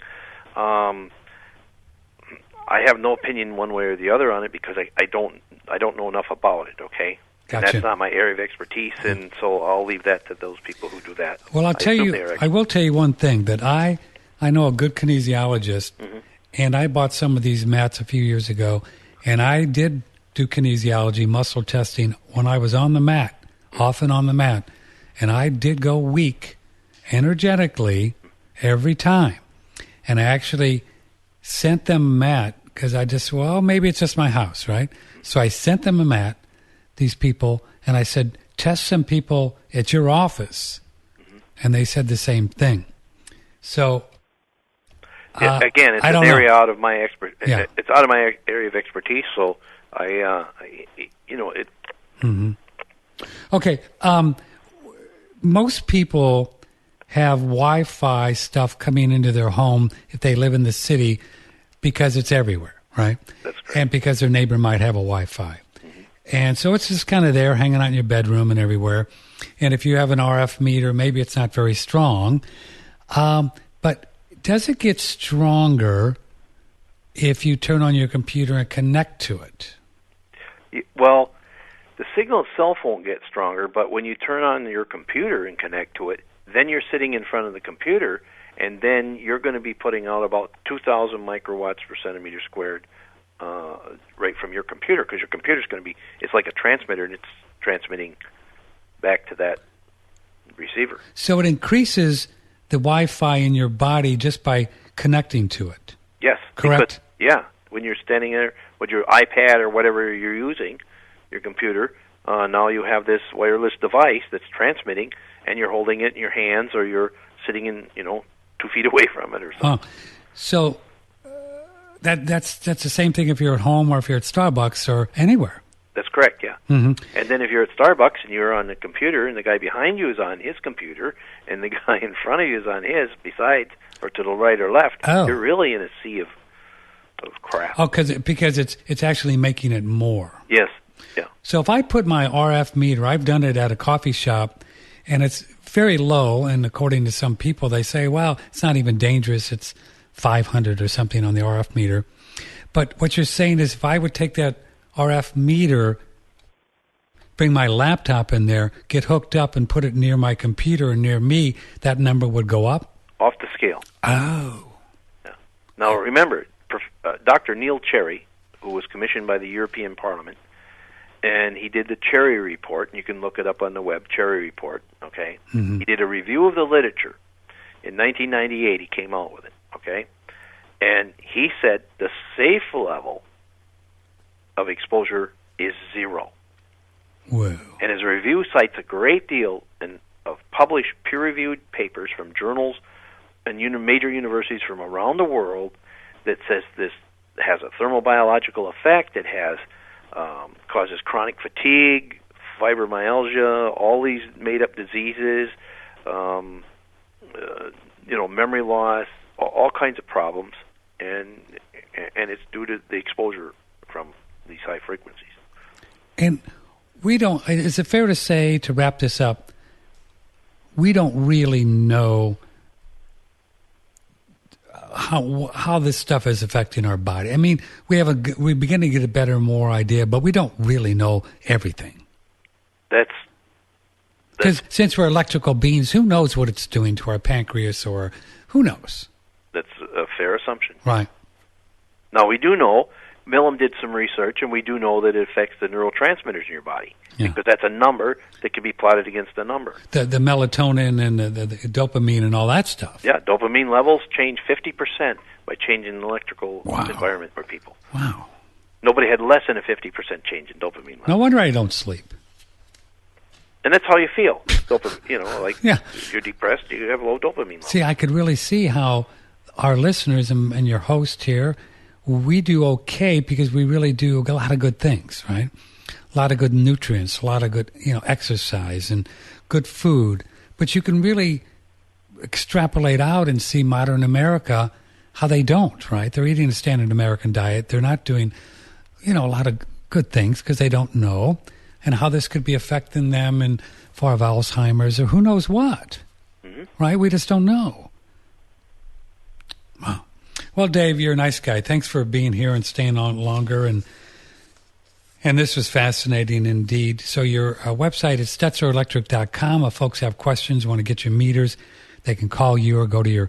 Can you order them right on your website, the STETZERelectric.com? Yeah, you can. But if you call the phone there, the girls will probably give you some discount or something. Really? Just mention One Radio Network and you just get a little deal. All right. So, okay, one final thing. Mm-hmm. If one was going to build a house from scratch and you did solar, is there a way to adapt that converter so you could have a really clean house without being on the grid? Almost all the inverters, actually all the inverters with maybe the exception of one, are crappy power, really dirty. Not good. And when I'm saying with the exception of one, I don't know if everybody wants me to endorse their product. Go ahead. And I went out and I was checking, and I said, can you turn it on, turn it off? And the guy said he turned it off, and there was no change. But he wouldn't let me go in the room and watch him turn it off, so I can't really say. Mm-hmm. So I haven't seen any yet, but there may be some out there that are clean. Could you adapt? I mean, does that make solar a non-starter then, or do you think you could wire it up so it would be clean? It can be clean. They just got to put a tune filter. Okay, solar usually puts about 20 kilohertz. Yes, it can be done. Yes. Okay, so it's not like people should say, "Oh man, I don't even want to think about solar someday." No. But so that it can be done. It can be done. Yes, and you can put a tune filter for. We know the inverter puts out a certain frequency, usually 20 kilohertz on the line. Uh-huh. Okay, so you just put a tuned filter for 20 kilohertz on the line, and on right next to the inverter. Get it down to zero. Take care of it. Yeah, but they don't want to spend the money or the research to do it. And in general, if you were going to build a home from scratch, would you put conduit on your wires? I did when I built my home. I did, and my office and everything is that way. But you don't really have to. But I do, and I'm glad I did. Does it? It helps, though, wouldn't it help? Yes, it does. Yes, but as soon as you plug a cord or something like that into it or a lamp, you know. So. Okay, I keep saying finally, but I got more. Light bulbs, what's the very best? Incandescent? Incandescent is the best. You can hardly even find them anymore. Okay, then if you get the non-dimmable, not the dimmable, but the non-dimmable LEDs, you could get some of them. Compact fluorescent lights, absolutely stay away from them. Okay. They are just terrible. If you sit next to one, okay, when we've measured the current, you know, like a desk lamp or something, it'll run 27 microamps through your body. Oh, good. Say, well, okay, but 80 microamps will cause ventricular fibrillation. 18 microamps is associated with cancer in numerous well-programmed studies. So, what would be the best between incandescents and non-dimmable LEDs? Well, as far as health, in your opinion, I guess non-dimmable LEDs. Would you? Would they? Yeah, I think so. Mm-hmm. Well, because you don't have as strong a magnetic field, because you're not drawing as much current to get the same amount of light. Mm-hmm. And boy, they sure use a lot less juice. Yes, yeah. And a lot less than what the compact fluorescents do. Mm-hmm. But there's people who say there's an issue with the light itself, but that's another story. They're getting it better. Are they? Yeah, they're getting better, okay? And they're also very expensive. Yeah, well, that's for sure. I went to Home Depot looking for some incandescents, and you can barely even find them anymore. Yeah, I went to Walmart, a couple years ago and bought 2 shopping carts full. So my house has all incandescents except for a couple fluorescents. Do you think there'll be a day? You think we'll always be able to find them? I'm not sure. Yeah.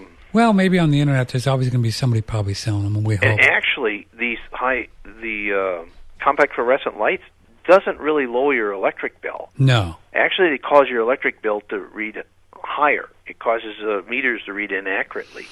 So good. They do draw less current, but your meter spins faster. And they're dangerous if you would break them, and because there's mercury inside there. Absolutely. Okay, brother, we got to go because we're way behind here. Thanks so much for being with us, Dave Stetzer, and we appreciate all your research. Stay at it now and take care of those cows. Okay, thanks for having me. Yep. Yeah, I'm Dave Stetzer. Sorry for running so far over, but there's just so much here, and God bless Mr. Braha, our astrologer, who said, okay, we could call him a little bit later. Let me do this, and then we're going to do some Hindu astrology coming up. Approximately 75% of the dry weight of the human body is made up of protein, 23% is minerals, and perhaps 2% is vitamins. My name is Stephen Hewer. In an effort to heal myself of mercury poisoning and the effect it had on my body, I have been reading and applying holistic methods of healing to my body for over 36 years. Each day, the approximately 100 trillion cells of your body need to produce enzymes, hormones, neurotransmitters, antioxidants, and to repair themselves on a 24-hour-a-day basis. This entire process is predominantly a protein-based function. If you reduce the amount of damaged protein coming into your body by consuming an undamaged protein, then the body spends more time giving you energy, making you feel good, and keeping you younger. What is the one protein power food in nature that you can, for the first time, get in its undamaged state? It is unheated whey protein powder from grass-fed cows. In late 2010, the U.S. market was introduced for the first time to a truly unheated, undamaged whey protein powder called One World Whey. If you'd like to order One World Whey, you can just click and order it right here on OneRadioNetwork.com. That's OneRadioNetwork.com. Previously with Daniel Vitalis. Let's go over some of the special benefits for guys, the deer antler. I'd say the last decade, the major marketing behind deer antler in the United States has been for bodybuilders, people who are looking to grow themselves and to flourish, who want to see their tissues healthy, who want to see their body fat low, who want their lean muscle mass high. So some of the effects of deer antler is that it increases metabolism, it helps to reduce body fat, and it increases lean body mass. Now, it's got a long history of use for libido. Here in America, when we hear libido, we just think sex. But when I say libido, I think it's more like what the Chinese meant when they say jing. It builds up that deep energy in the body that supports a person's libido. Mm-hmm. So it's not just a libido enhancer, it's an overall metabolic enhancer. Daniel Vitalis on the benefits of deer velvet antler in grape alcohol. And it's available on OneRadioNetwork.com. Here at usgoldcoins.com, we hear from many investors with concerns about what's happening in the U.S. economy. But there are some bright spots, and we encourage investors to look for areas where they would do well. In investing these days, we certainly would recommend one consider gold and silver coins. If you call us at 1-800-878-2646, usgoldcoins.com has free information to help find some bright spots in an otherwise dark economy. We hope that you'll give us a call. We know we can help. Call us at 1-800-878-2646 for a free CD on how to properly acquire gold and silver American coins. It's a great hedge against economic problems, a wonderful vehicle for investing. We hope to hear from you soon. 1-800-878-2646, usgoldcoins.com.